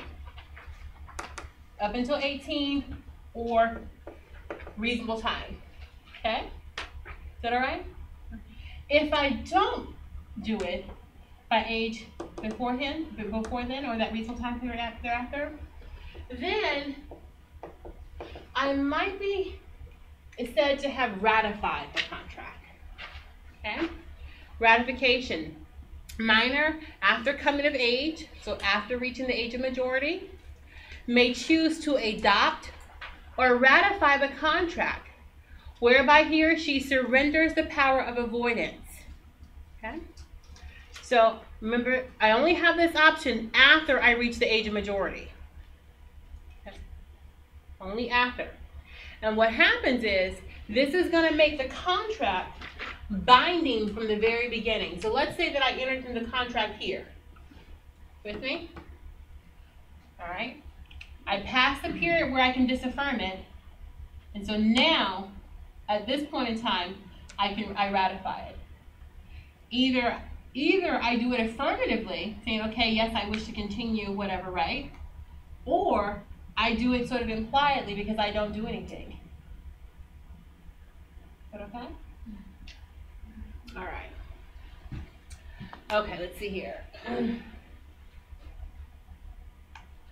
So, express, or as I just said, imply from the contract, I don't do anything. Let's see. Failure to make a timely disaffirmance. Yeah. So again, if I don't disaffirm within this time frame, then I, by default, ratify it. You guys know Kobe Bryant? All right. So there is this. I think he must have started playing when he was like underage or something like that. There's this case where he was supposed to do some promotional things for some company, sign some T-shirts, blah blah blah blah blah, whatever. He entered into the contract under the age of 18, right? After reaching the age of 18, he sought to disaffirm the contract, suggesting that, well, he was a minor at the time that it was entered. They said, oh yeah, that would have been a great theory, except for that you ratify the contract by cashing the check that you received after you turn 18. Mm. Okay. All right. So what happens when you have the occasional minor that they have amnesia temporarily about their age, okay? And they forget that they're only 16, and they say to the person they're contracting with that they're, 19. This is very rare because, our teenagers are, usually very forthcoming and honest. They don't do this. All right. So liability for misrepresentation of age. Bottom line, states disagree. Depends upon the jurisdiction, okay? Some states prohibit disaffirmance if a minor misrepresented their age. So remember, the idea of disaffirmance is I get to be released from the contract. Well, some states say, well, hey, if you lied about your age, guess what? Too bad. You were bold enough to lie. You're bold enough to deal with the consequences of the contract. We're not going to let you disaffirm. Okay? Look at Washington's rule. I told you, you would think we're all progressive. In Washington, no contract can be thus disaffirmed in cases where, on account of the minor's own misrepresentations as to his majority, meaning age, or from his having engaged in business as an adult, the other party had good reasons to believe the minor capable of contracting. Okay, so I didn't know. I'm an innocent person. I'm contracting with this person, this minor who represented themselves to me to be of age. Yes, ma'am. So what if they don't say I'm 18, not 16? So what if they never even, it's not even a question, nobody asked that question. Are you, as the minor, required to say, hey, I'm underage? Well, I think for the most part, so the question boils down to whether or not it's an intentional misrepresentation, one, right? Second of all, I think it's going to depend upon what the facts are. Let's say we're talking about a car. I think if you're 16, you're at a car dealership, you should know that you're supposed to be at least 18. You with me? So I think there's going to be some serious questions as to whether or not you kind of deliberately misrepresented or something like that, right? On the other hand, on the dealership's end, there's also an obligation on them too to make sure they're actually engaged with individuals, with a license, right? And also then by virtue of that, probably proper driving age too. So I think it kind of depends. I'm just thinking back to the paper that EX the other day. What paper? The Alvin never says that he's not 18. It never says his real age. And she just kind of Alvin was naughty. No, Alvin, yeah, I think the way that it was written, the way it was worded, it said that he was underage. He was, and he misrepresented. Alvin was naughty. Do you think Alvin is just He's naughty? Yeah, indicates he appears to be. I think that was mine. He indicates and he appears to be 18, but he's really not. Is that okay? Did they answer questions? Okay, yes, ma'am. With respect to this rule, I'm obviously not familiar with RCWs. Does this only apply to contracts? So if let's say a minor female misrepresents to an older man that she's 16. Oh, this is totally different. Okay, issue. so this is just Oh contracts. yeah. So we're just talking about in the context of contract law, or whatever. Oh yeah. Just curious. And here's the thing. I have to. So I just watched the TV show. That's my DV vulnerable adult. You know, prosecutor, former prosecutor had bias there. Okay. Really, sir? I know. So, I'm sorry. Thank you. I'm sorry. Okay. But here's. I don't know. But here's the thing, though. Sonia, and we're gonna digress. We're gonna get right back on track. I know exactly where you're going, but it is precisely because we know that to be the case that you have a duty to inquire and make sure. Amen. Because we know these kids don't look like when I was 13. These 13-year-olds look like they're 20, and we know that nowadays, which is why you got a greater obligation. So okay, I'm gonna get off my soapbox. The prosecutor hat is gone. Okay, it's a good hat. All right, so we're talking about legal capacity. We just talked about the idea of infancy, okay? Now we're going to talk about incompetent person. I'm going to breeze over this. There's a bottom line is that what we're looking for is a person who's been adjudicated by a court to be incompetent. And what that means is that the contract is going to be rendered void. Yes, ma'am. Not votable, but void. Yes, ma'am. You're right. We okay with that? All right. Intoxicated persons, your stuff is going to be voidable. Okay, courts are not going to treat you the same as an incompetent person, all right? So, person may avoid contract that he enters into if the other party has reason to know that the person, because of intoxication, is incapable of understanding the consequences. Again, voidable contracts here, a little bit more strict, all right? Let's see. I'm thinking of, I think it's St. High, those are a bank. I think the bank was called Sinai or something. Anyway, so the son has a mortgage. Mortgage defaults. Goes to the bank, says, hey, can I have an extension, modification, loan, something. He asks the bank to do something that has to do with some money transaction.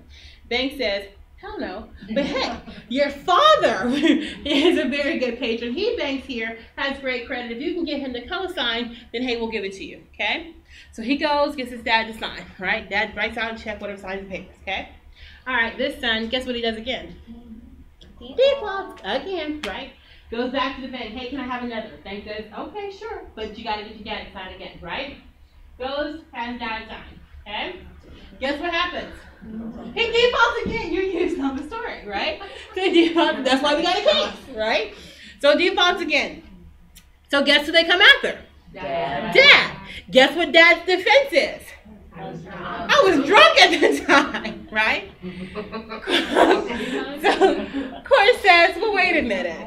Okay, court says, well, wait. During the same time period in which you're alleging that you were drunk, for purposes of this loan, we're looking at this account over here. You made deposits and transactions. You paid bills out of this account. You follow me? Court says, we're not really buying that. To the extent that you were intoxicated at the time, you had a duty to immediately, once you were sober, come to and try to disaffirm. Question. Yes. What happens if he didn't know he signed the second time because he was like, say, blackout drunk?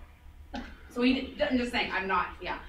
But say he was so drunk that he doesn't even know he signed it until later on down the road. Isn't that why banks are supposed to require the people to be in there because that's the right? In theory, just witnessed at least. Yeah. So the concept here. Yeah. But so here, maybe that would change the facts if you were actually able to show that, right? Maybe if he can show, look, prior to on this occasion, I was out of my wits. I didn't do anything. There's nothing here, right? And there had to be some evidence. You with me? But on those facts, what we had is transactions, good transactions, and consistent transactions with his other account. So the court said, wait a minute, how can you were blackout intoxicated on, December 15th, but December, 12th, 13th, and then 17th and 18th, whatever, you were transacting through your account. The court says on those facts, we don't know if that's valid. With me? And it's all going to depend upon what sort of facts, what sort of evidence, what are the circumstances, what can you spin, okay? All right. Where are we? We talked about offer, acceptance. See, it's just gonna drum line, drum roll. Offer, acceptance, that equals mutual assent, which also means meeting of the minds, okay? And that's okay as long as we don't have any questions about mutual assent, which could be established by mistake, right? Unconscionability, fraud, undue influence of the fiduciary. You with me? Okay? Then we have to have consideration. The exchange between the parties. We're not concerned with the idea of value. We just need a benefit to the promisor or a detriment to the promisee. All right? We need legal capacity, meaning no ayes, no infancy, meaning they have to be a majority. In Washington State, that's going to be age 18. If the person misrepresents their age in Washington State, we say, ha, you're stuck with your contract.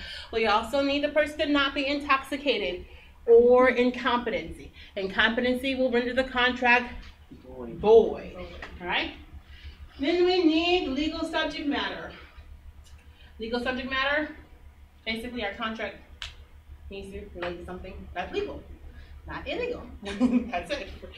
Lastly, statute of frauds compliance, meaning it must be in writing.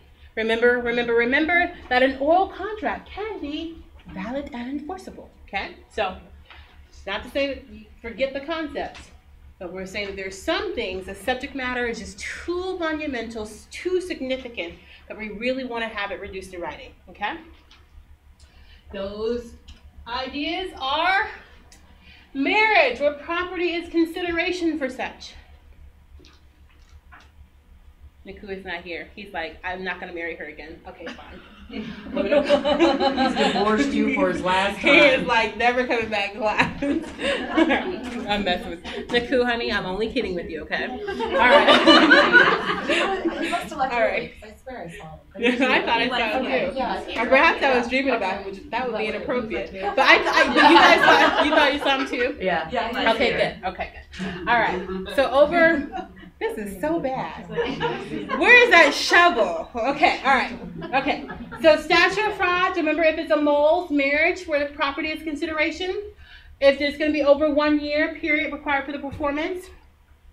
If we have UCC goods valued at more than $500.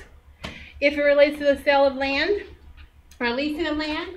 And suretyship, where a party takes over the debt or obligations of another.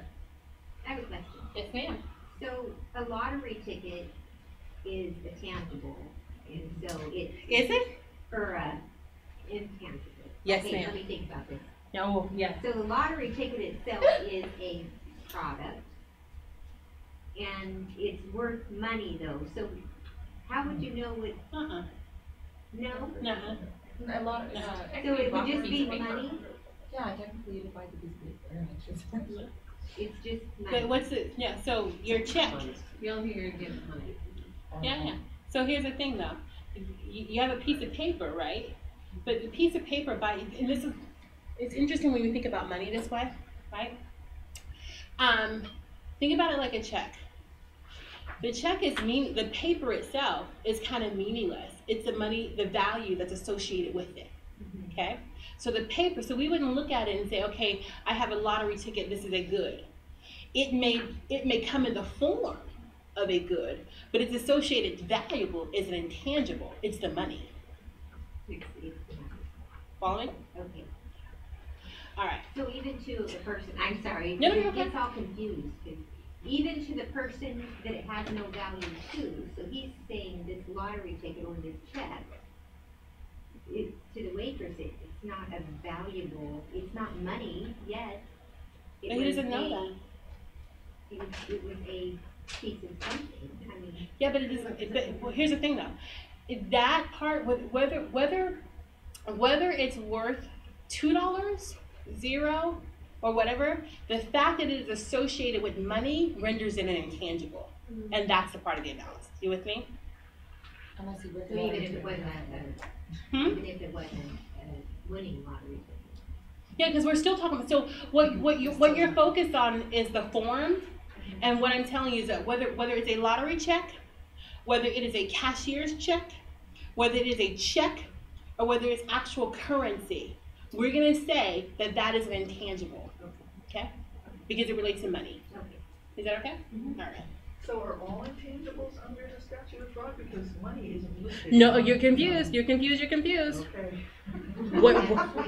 Because here's the thing. What's under the statute of frauds? Why do we talk about the statute of frauds? Sale of goods. No. Remember? Yeah. We're talking about the statute of frauds, but you got to remember what the concepts are. Okay, so don't guess. The statute of frauds is the legal principle that says that certain contracts have to be put in writing. Yeah. That's what that principle is, right? Okay. Common law deals with certain types of contracts. So the contracts that fall under common law are to be contracts that deal with services, intangibles, and real estate. It just so happens that some of the subject matter that falls under common law are subject matters that also fall under the statute of frauds. Does that make sense? Statute of frauds can fall under either one. Again, so UCC goods. So UCC goods, right? Right. If we're under 500, then we're not going to be in the statute of frauds. Exactly. For UCC goods. But if we're over, then the statute of frauds is going to apply. So statute of frauds is going to apply to everything. It just depends upon whether or not it falls under one of these categories. And so common law says things have to be in writing because it's very particular. Nope. The statute of fraud says things have to be in writing. Under how much money? I don't. So let's back up. And it's going to be really critical and important for me that that I kind of dispense with any dialogue because I want to make sure that everybody hears me and that if there's any confusion, let's clear it up, okay? Ma'am, if you have a question or comment later on. Okay, all right. So let's back up. The very beginning, what we said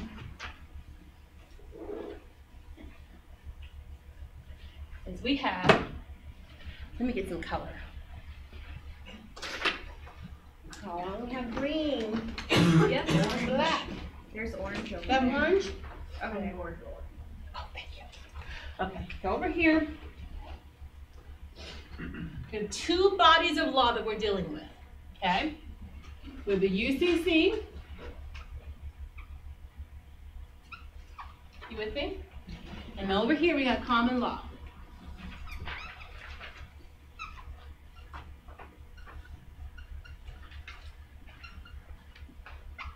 Okay? Now let's give these things some adjectives, okay? UCC, flexible,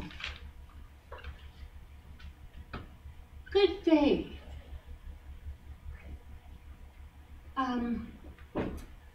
assist an easy flow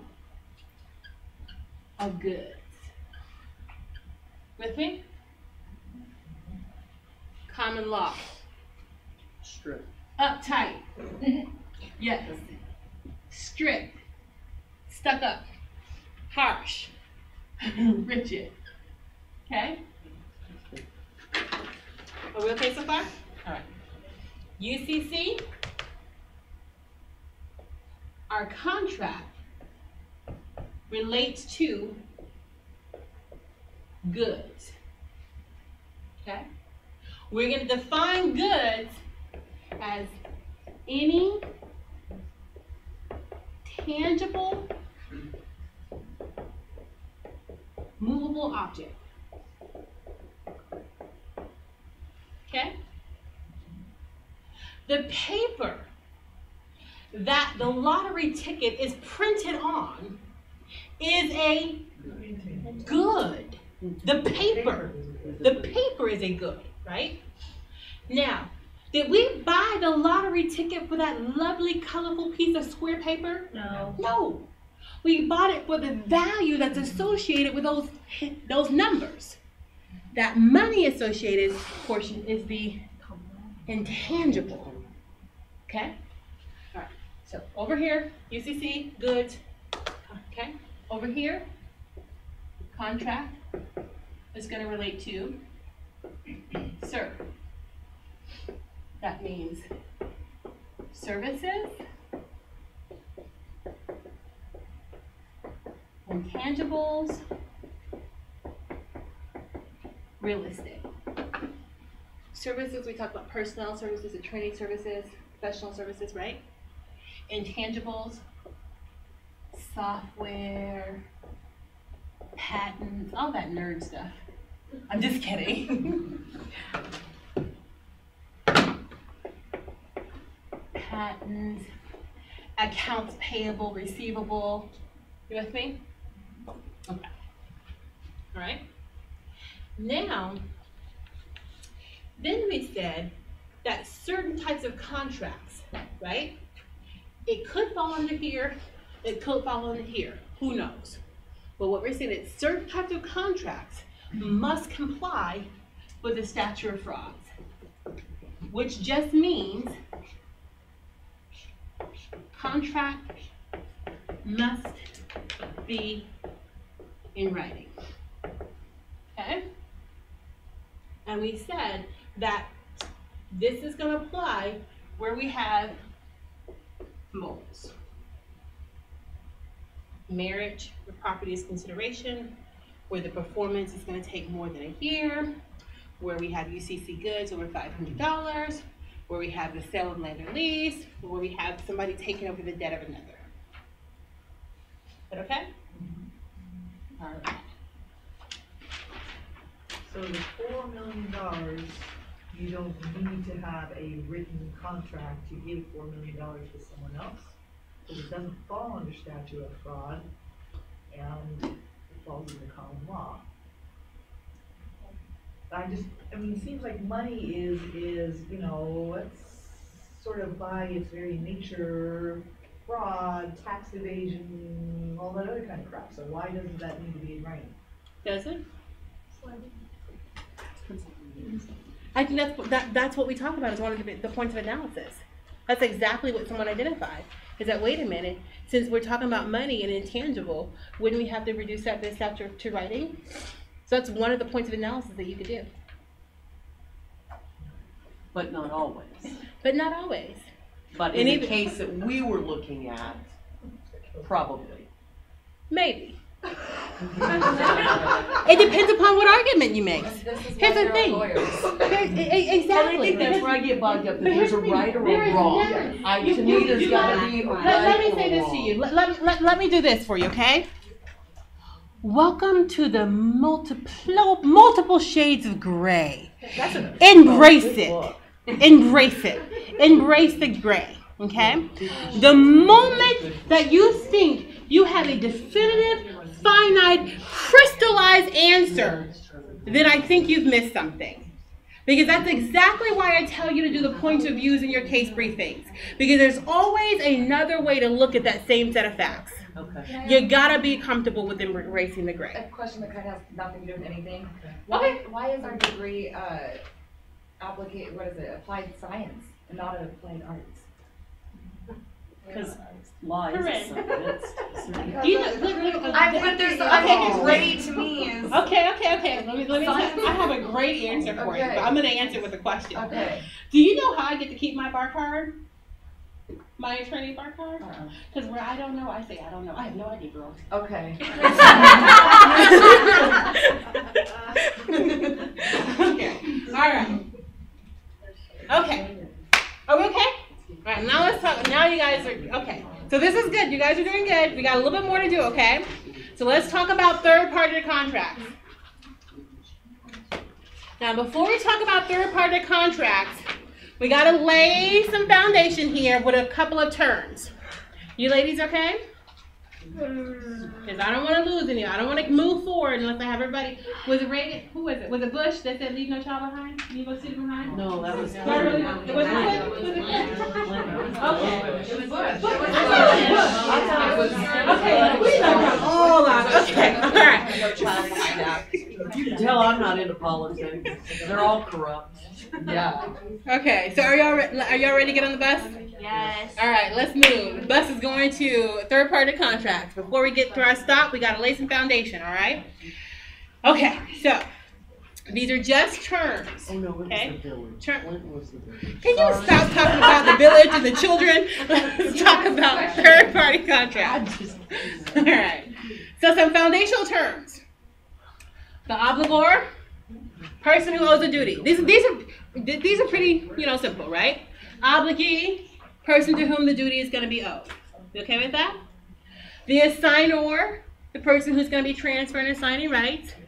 The assignee, the person to whom the rights are going to be assigned, right? Pretty basic, okay? So nothing very complicated here. The delegator, the person who's going to delegate their duty. The delegee, third party to whom the duty is going to be delegated. Now, I think I say it on the next slide, but pay attention to the language here. You don't want to confuse the terms or the definitions, okay? I assign rights. I delegate duties. With me? You assign rights. You delegate duties. Okay? All right. So, third party to contracts. Assignment of rights, delegation of duties. Remember, there can be several parties associated with a contract. A contract can have several rights under a contract. A party can have several duties under a contract. The same party can have both rights and duties under a contract. Make sense? Huh? Did you hear? So we got one contract here, right? Okay. Under this contract, I can have some rights that are assigned to me, and I can also have some duties that are delegated to me. With me? Under this one contract, I'm one party, you could be a party, you could be a party, you could be a party. You could have some assignment of rights, you could have some assignment of rights and delegation of duties. That's all we're saying. All right. Assignment of rights. Voluntary transfer of rights arising from a contract to a third party. So you and I, tell me your name, Mary? Right. Mary and I have a contract, okay? So that contract is between the two of us. Let's say I'm feeling generous, and for some reason, one of the rights that I get out of this contract, I want to give to Jackie. I can assign her my right. It's voluntary, okay? And is Jackie now the third party? She is the third party, that's right, because originally it was just us two. Okay. Okay? All right. Assigner's right to the performance is extinguished in whole or part. So what that means is I'm the assignor. You with me? I'm the person who's going to assign my rights to Jackie. I can assign all of my rights, meaning in whole, or I can assign them in part. I can just give her some of them. Is that okay? Okay. Effective assignment terminates assigner's right to proceed performance. So now whatever I was entitled to as my right under the contract with me from Mary, if I assign it to Jackie, then I no longer am entitled to it. So once I assign it, my rights to it are terminated. Okay with that? All right. Okay. So last point. Only assignee has right to obligator's performance at the assignment. Yes? Can you diagram the third party? I will. But here's the thing. Right now, this is so basic that I need you to kind of get this in your, because once I do start the diagram, you're going to throw tomatoes if you had them. You with me? So all we're saying right now is, let's do this. Oh, look, and this person is closed. Okay. These are two people. Okay? You with me? Oh, and this chair looks very different. No, I do this all the time. This is visual, okay? All right, this is our diagram. This is party contract. This is A. This is John. This is Mary. Okay? Hi, we have a contract. Okay. All right. I'm gonna assign. You know, you've been talking about weed. I'm just wondering. Okay. So Mary's in this liberal state of Washington. Mary's. You know what? I had tea and chocolate. And I had cinnamon. Tea. And cinnamon. Okay, look. So here's the thing. Mary, the reason why I'm doing this is because I'm going to make a visual point later on with these same items, okay? So Mary, you with me? Mary and John. Mary is going to assign her rights over here to Christy. You with me? Once she assigns her rights, let's say let's say Mary assigns all of her rights. Guess what happens? She's out, and here we go. With me? I'm not in the contract. That's why I'm not putting them close. But I get the benefits. I'm still third party. That never changes. I'm still third party. I was never a party to the contract, which is why I'm not putting this chair close to that one. I'm not in the contract, but I'm assigned rights as an assignee under that contract. You with me? Can you give an example of when this might happen? Like what kind of contract? This means anything. A will? They say a will. Think about a will. Is this different than like subcontracting out? Like, it's very different because let me tell you why I said it's very different. Because you said subcontracting out. When I subcontract, what am I doing? I'm not assigning. But you're moving. I'm delegating duty. And that's what critical, that's what I'm saying. I don't want you to diagram anything because I want you to get the basic concept right now. You can assign rights. You delegate duties. Okay? That's as far as we've gotten. And like in this case, it could be both. Let's say it's a will. Yeah. Because I delegated duties, let's say, to my oldest son. You're not delegating any duties just yet. You might be putting some conditions upon their ability to exercise the rights that you've assigned them under the will. You with me? Gotcha. So let's pause. So just for right now, don't go any further than this right here. Okay? That we can have a contract and that a person's rights under that contract could be assigned to a third party. Okay? That's all you need to hold in your brain right now.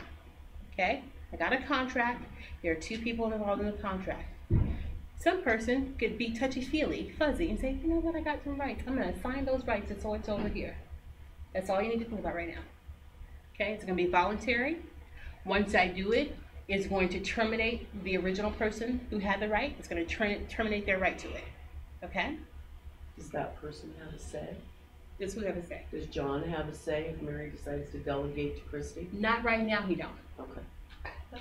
Don't complicate it. But say, because there are two things in the contract, not this one. That's as far as we're going right now. Okay? We okay? All right.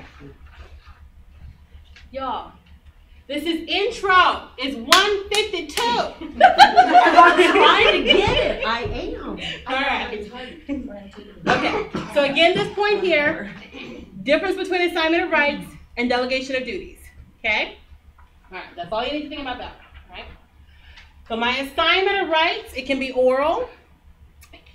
Depending upon what I'm assigning, it might have to be in writing. With me? So for example, what right might I have to something that I have to reduce to writing? Think about the statute of frauds. That's right.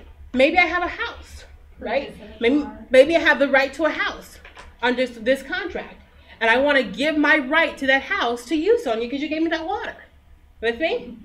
Okay? Because it deals with real estate, the statute of fraud says it has to be in writing.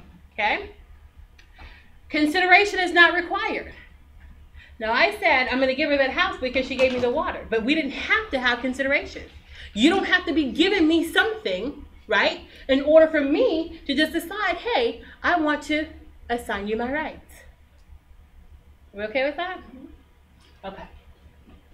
I want you to star 1, 2, 3. That's as far as I want to go. I don't want to complicate it any further based upon what we got so far. So just I'm not gonna quiz you on that. So just note one, oral can be in writing, consideration not required, and gratuitous assignments valid and enforceable. But we know that because we've already said consideration is not required. Okay. All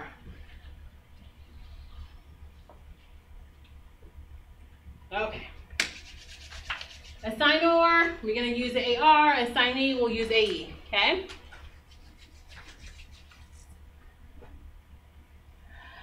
All right.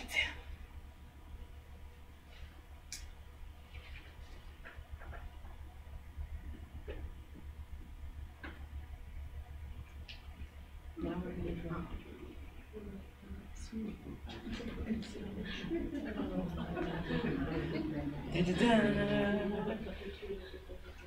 All right. Now, if I draw on this board, can you guys see over there? Yeah. Yes, I should have asked that a long time ago when I was writing all this stuff over here. All right. So I'm gonna you guys got this? I'm gonna erase this part. Yeah. Okay. I can't believe there was a suggestion that I had consumed a substance. We forgot to mention it was just a tea and chocolate. Thank you. No, and the cinnamon. Yes, the cinnamon. The cinnamon. Ah, Christine's on her. She talked a lot about weed, that's all.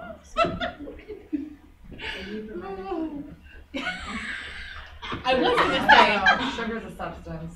Sugar's all right. Okay, so here's our contract. Let's draw a big old contract. Okay. And here's party A. Oh, you know what? I'm gonna do this in such a way that when we get to the other stuff, we'll be able to use the same thing. Let's say party A is going to be, party A is going to be TCC. No, party A is going to be Lady Gold. Are you okay? We're gonna have to get in class.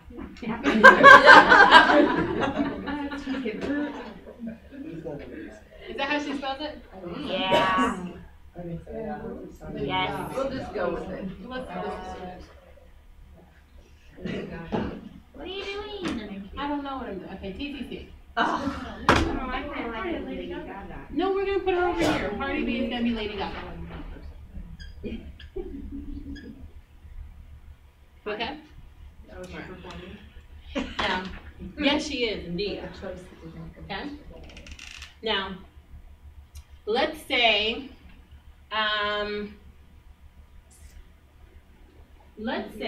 this contract, what's going to happen is TCC is going to give Lady Gaga what? Some money. $1 million. Well, what is Performance. Yes, She's exactly. she had a concert at TCC. Exactly. Yes. What'd you say?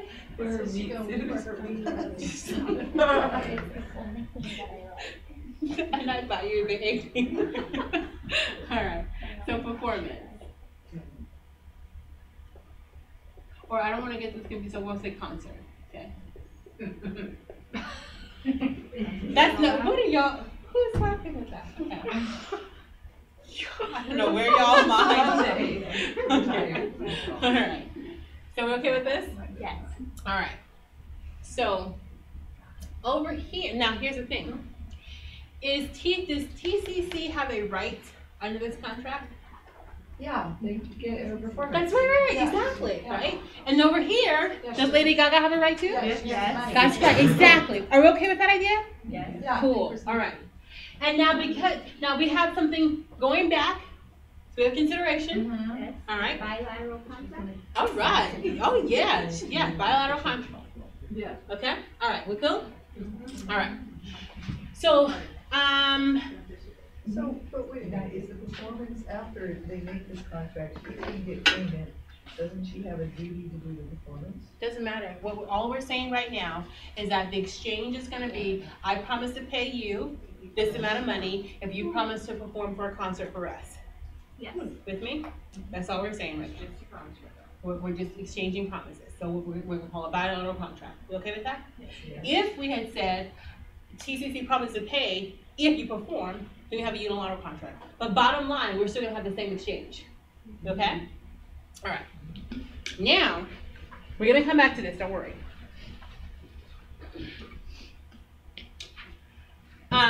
Contract rights that we can assign. Basically, we can assign anything. Most common right is going to be right to payment. Some sort of payment. But we can also assign land, goods. You with me? Can we assign Just not people. Negotiate, if the contract's negotiated, could I assign that right for someone else to negotiate? the No. contract? No, you cannot. You know why? You know why? Because you're not assigning a right. What are you doing? You're delegating a duty. With me? Okay. So so things that we're not going to be able to assign, things that materially increase the duty, the risk or burden upon the person who's required to perform under that contract. So for example, I have an auto policy, I got a great insurance policy, right? Can I assign my policy rights to Mary? No. No, because I'm going to be really, well, I don't know about your driving record, Mary, but I'm assuming it's not a good, right, but so my policy holder might, have some issues with that, okay? All right. If it's a highly personable right, then we won't be able to assign it. So, John, we were going to get married, and I said, oh, you know what, I'm going to assign my right to marry you to, to Sonia. That's really highly personal, right? We can assign personal rights like that, okay? Probably also another issue with that too, though. All right. All right. Contract between a teacher and a school. Teacher can assign right to faculty position to another teacher, right? So I got hired here. I can say, oh, I can't do that, contract. But you know what? I'm going to have so-and-so take the contract over for me, right? Can I do that? All right. Let's see here. We're just sort of laying some foundation. There are certain laws or statutes or public policies that indicate I can assign my rights. It used to be that you could cash your check at casinos. Yeah, I used to be able to do that. Yeah, and we said, you know what, there's a problem with people cashing their... the casino and the restaurant. Oh, no, but what we said is that, wait a minute, casino, gambling, not a judgment call, I'm just telling you that, it was a little... Yeah, there might be a little bit of problem there, okay? All right. So, assignees' rights. Remember how we said that the assignee gets, so we can assign the rights in whole or in part, right? That once I assign those rights, that I no longer, as the original person, have right to them. With me? Can you take them back? So hold on a second. I'm building you there, okay? So once I assign those rights, I no longer have a right to it. Only the assignee does, okay? And the assignee gets the same rights that I had. They don't get more. It's whatever I had, that's what I can give them. You with me? And they take the good with the bad. So if there's something problematic with whatever I had, that like maybe I'm assigning them my right to land, right? And there's some issues with that property or the land, right? They take the good with the bad. Okay with that? All right. So in that, TCC can't assign the right to the performance to another We're getting school. there. We're getting there. Hold on one second for me, okay? All right. The other thing is that I'm going to skip over the express and implied warranty part. The only thing you need to know and understand is that when I assign my rights, I can either make an express warranty, meaning I'm saying here's what I know for certain that you can bank on with respect to what I'm giving you. With me? Even if I don't make that, those express assurances, there is something implied in the fact that I'm giving it to you that I have the right to do so. You with me? The assumption is that even if I don't say so, to the extent that I'm saying I'm assigning you this right, that I actually had a legal right to do so. You with me? Okay. So, delegation of duties. Contractual duties are not assignable, okay? Their performance can be delegated to a third party, all right?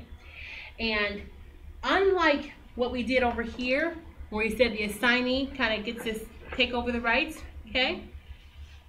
Here, if we delegate the duty, now, here are the original parties, and here's the delegee. You stand right there. So whatever issue there is between these two parties, right?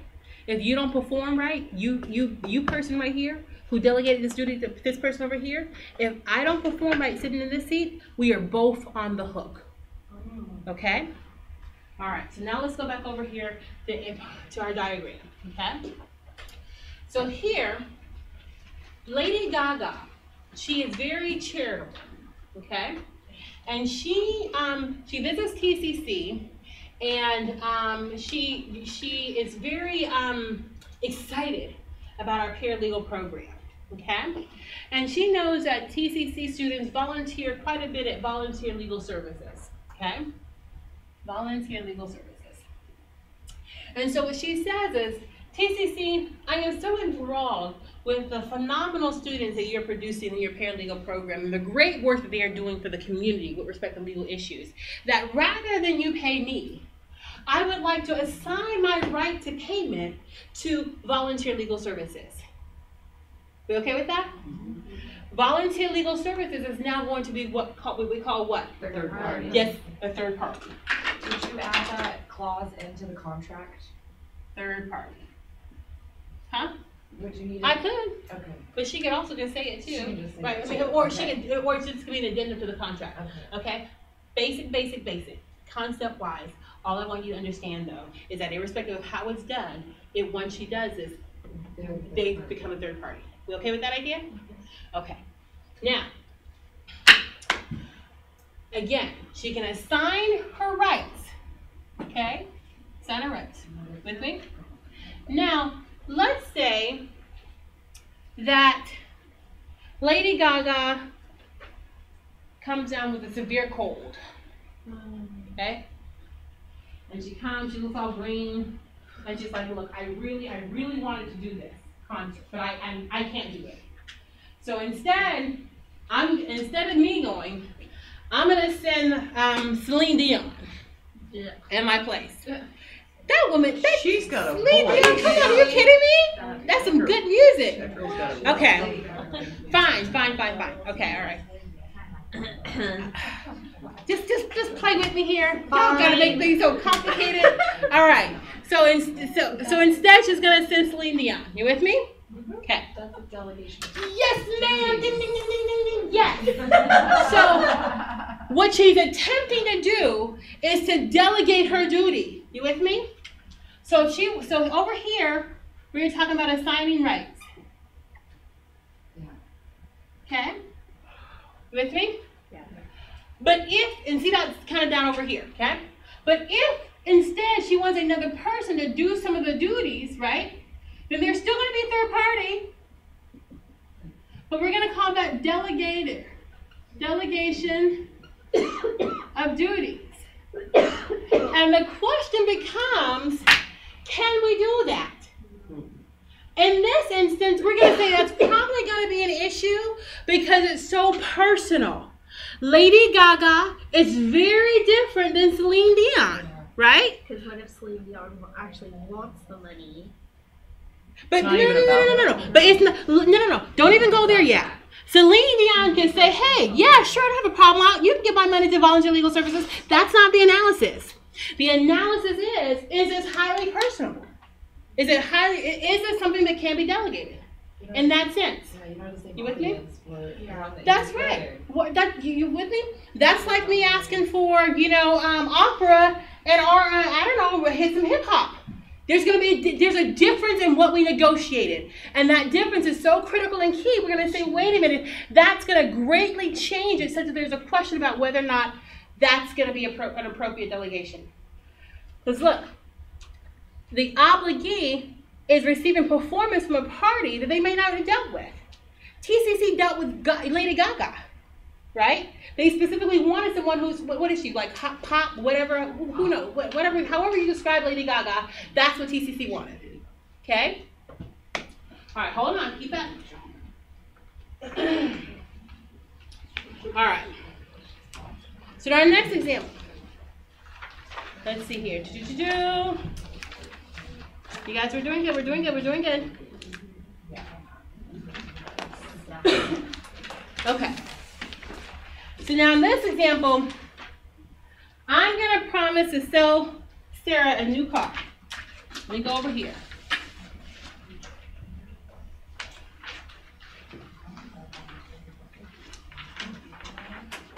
All right. So here we go. Oops. We got AJ, that's me, and we got Sarah. Okay? You with me? And what's being exchanged is going to be, I'm selling Sarah a car, okay? And what's Sarah going to give me back? $10,000. Oh, she's going to give me back $10,000. Okay? All right. Now, what we do is we say, let's see, Ms. Drummond and Duke agree that Duke is going to deliver the automobile. So here's Duke. letter? Is Duke a party to my contract? No. Is he a third party? Yes. No, he's not. No, he's not. No, he's not. Have I assigned him any rights? No. But have I delegated him a duty potentially? Yes. Yes. Okay, so hold on. Now, I'm not, so Ms. Sherman's having to deliver the car. It's not an assignment. It's going to be a delegation of duties, okay?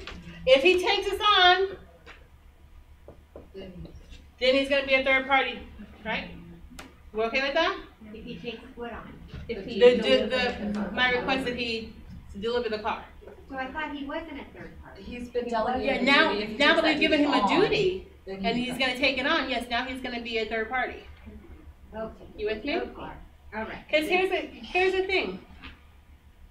I can make all kinds of demands I want to. With me? There's no obligation upon this person over here to do that. Make sense?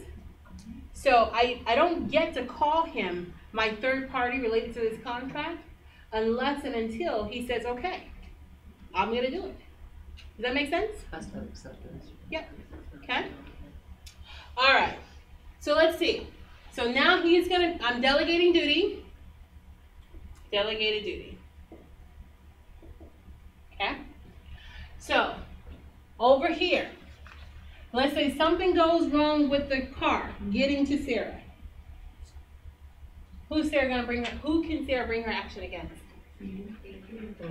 That's right. Who said both of us? Both of us. Because he's Saturday. That's right.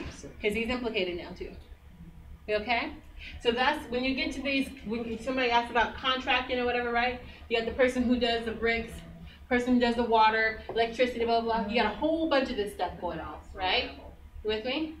And so depending upon what the relationship is, yes, this is all one big body of a contract. Now, you might not be we got all these different things, the electricity, the plumbing, blah, blah, blah, right? This might go to this person over here.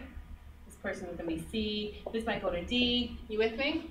So Make in sense? this case, But hold on a second. But if anything goes wrong, and I'm the aggrieved party over here, right?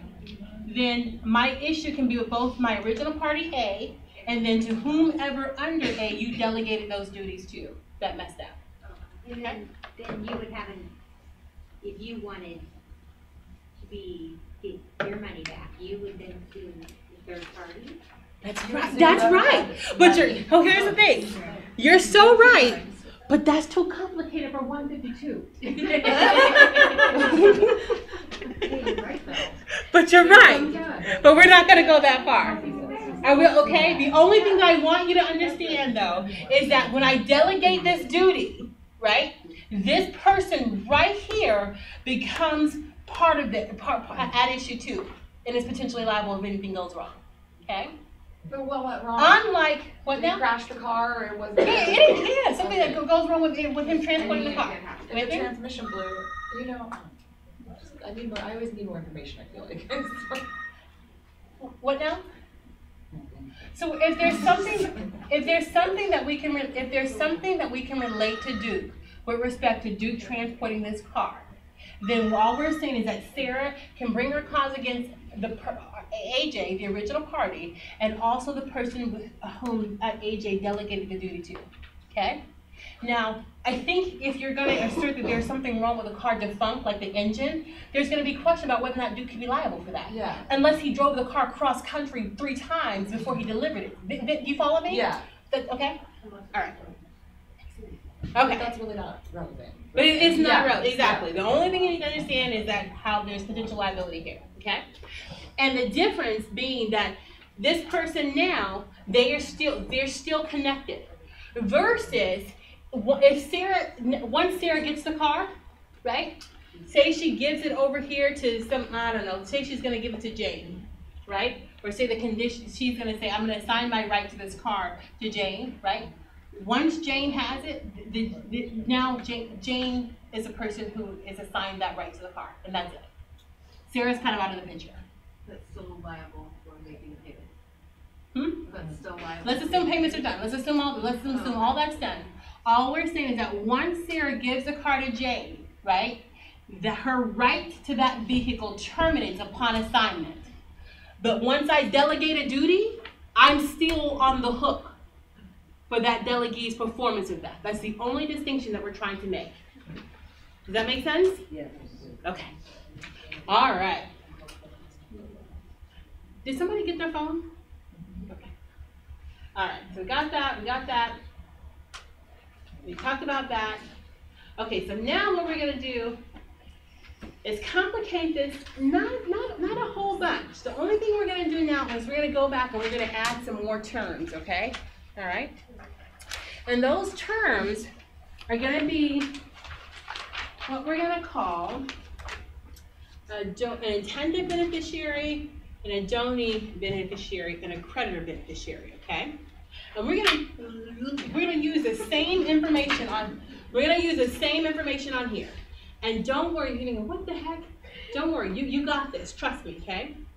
Just think about this.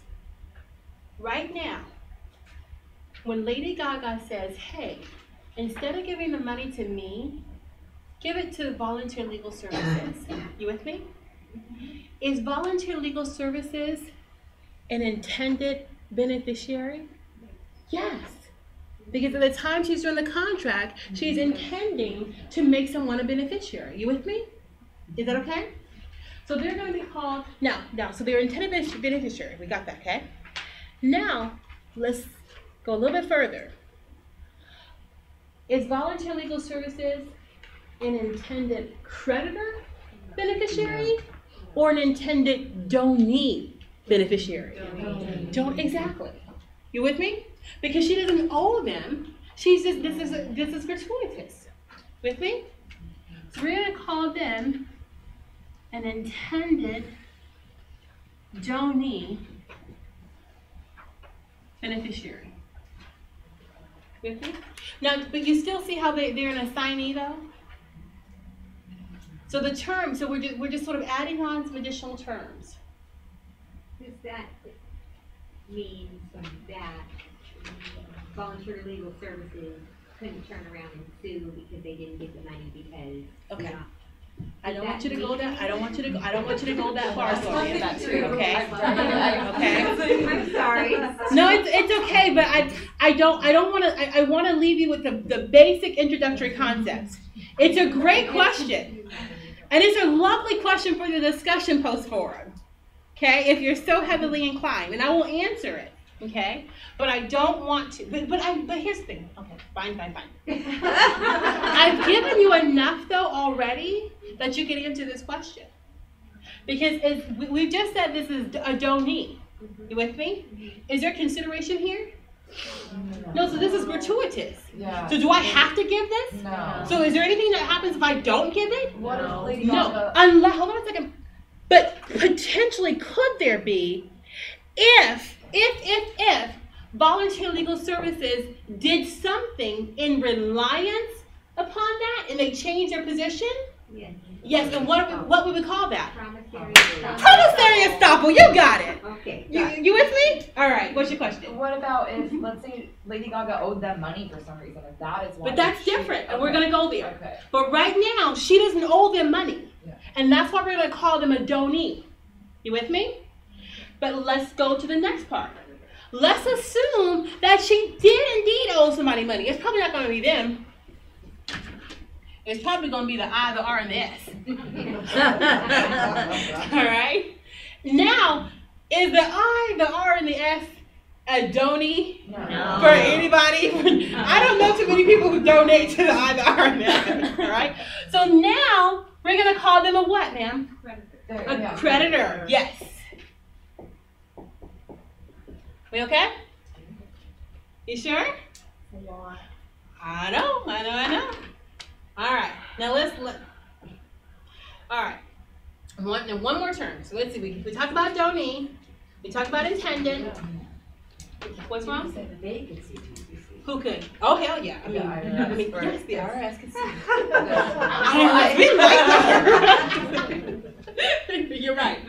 Okay. Let's see here. Let's see. Incidental. Thank you, ma'am. That's exactly where I was going. Now, let's say, what's around here? There's Taco Time, and there's Wendy's. Okay. All right. So let's say, and Ivory's. Okay. So let's say that all these businesses around here, the food places, right? They are aware of this great deal that TCC has struck with Lady Gaga. All right. So in anticipation, because a lot of people are going to come to this concert. She's very popular, right? So in anticipation of this, what are they going to do?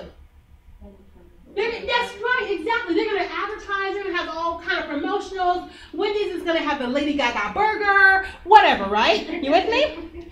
And then, like we said, Lady Gaga is going to get a poll, and the concert is going to be canceled. You with me?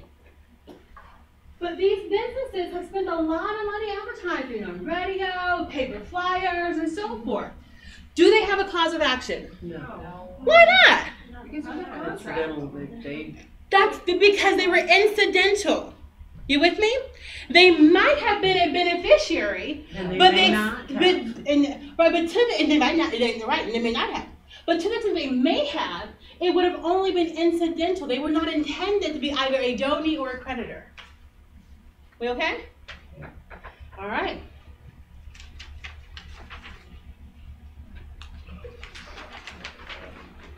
Okay, that's it. I'm gonna leave you with that. You're not gonna be responsible for it. Huh? That could be argued though, right? That could be argued. Well, what we argue? Sonia, if you ask a question beyond 152.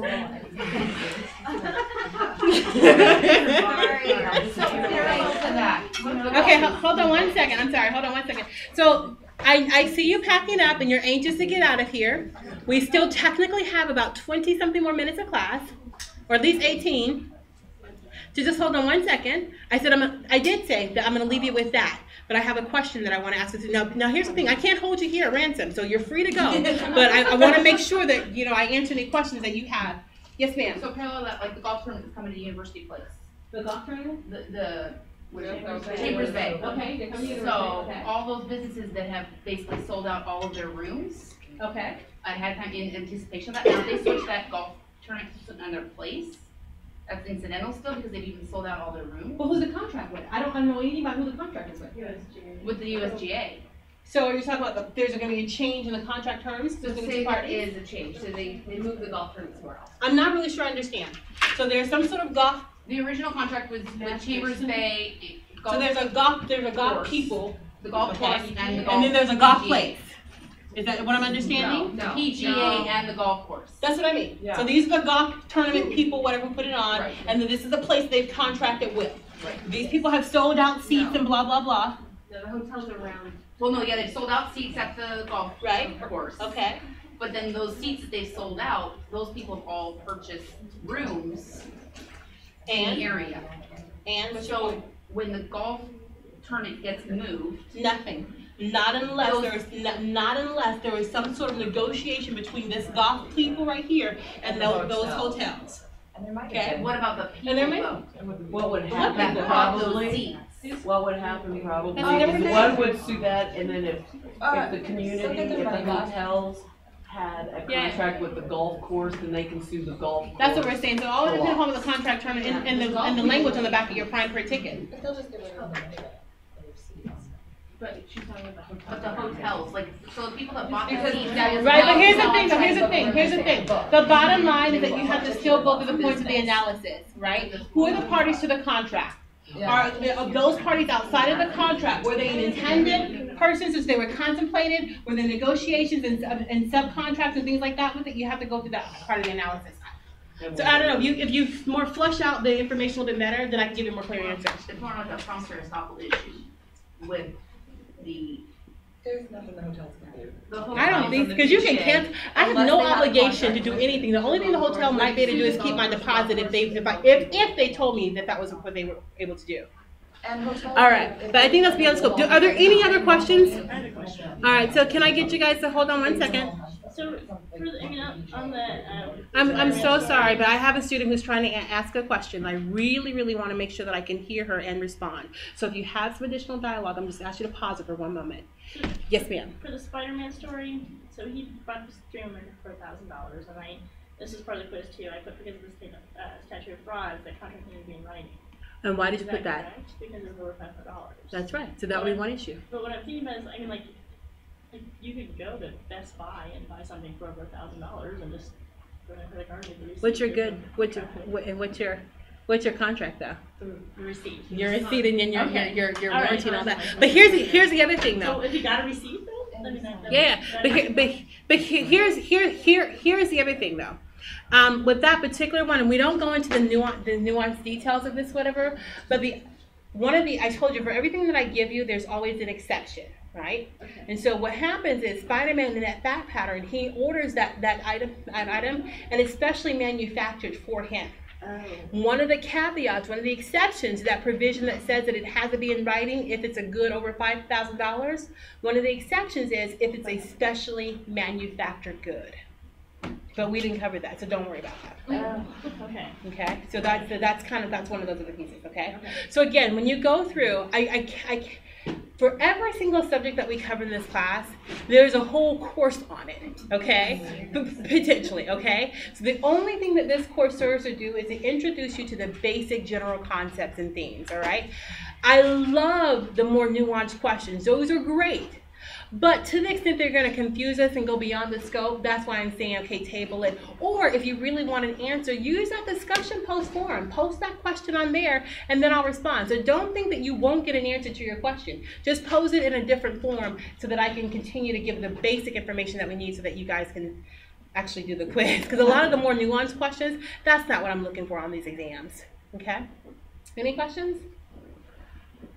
All right. Well, thank you. We got it a little bit early, but thank you. All right. So the quiz 4 is due Saturday. 5. And yep, quiz number 5, and it should be. I'll check. Is it open? You guys see it open yet? You did it already? Did you do it? You did the Spider-Man quiz? Oh, you were just talking about the quiz. Oh yeah. No, because the quiz is a fact pattern I gave you, so you had time. She did it. I was like, oh, okay. It should be if it's not you. Here's the thing: even if it's not open, you already have it because I gave it in class last week. It's that Spider-Man back pattern. Yeah, were you here last week? Okay. What class? You don't have anything going on Saturday? Yeah. No. Your quiz, because we haven't finished the material. We just finished it tonight. So that's number 4, right? Hmm? Spider-Man is number 4.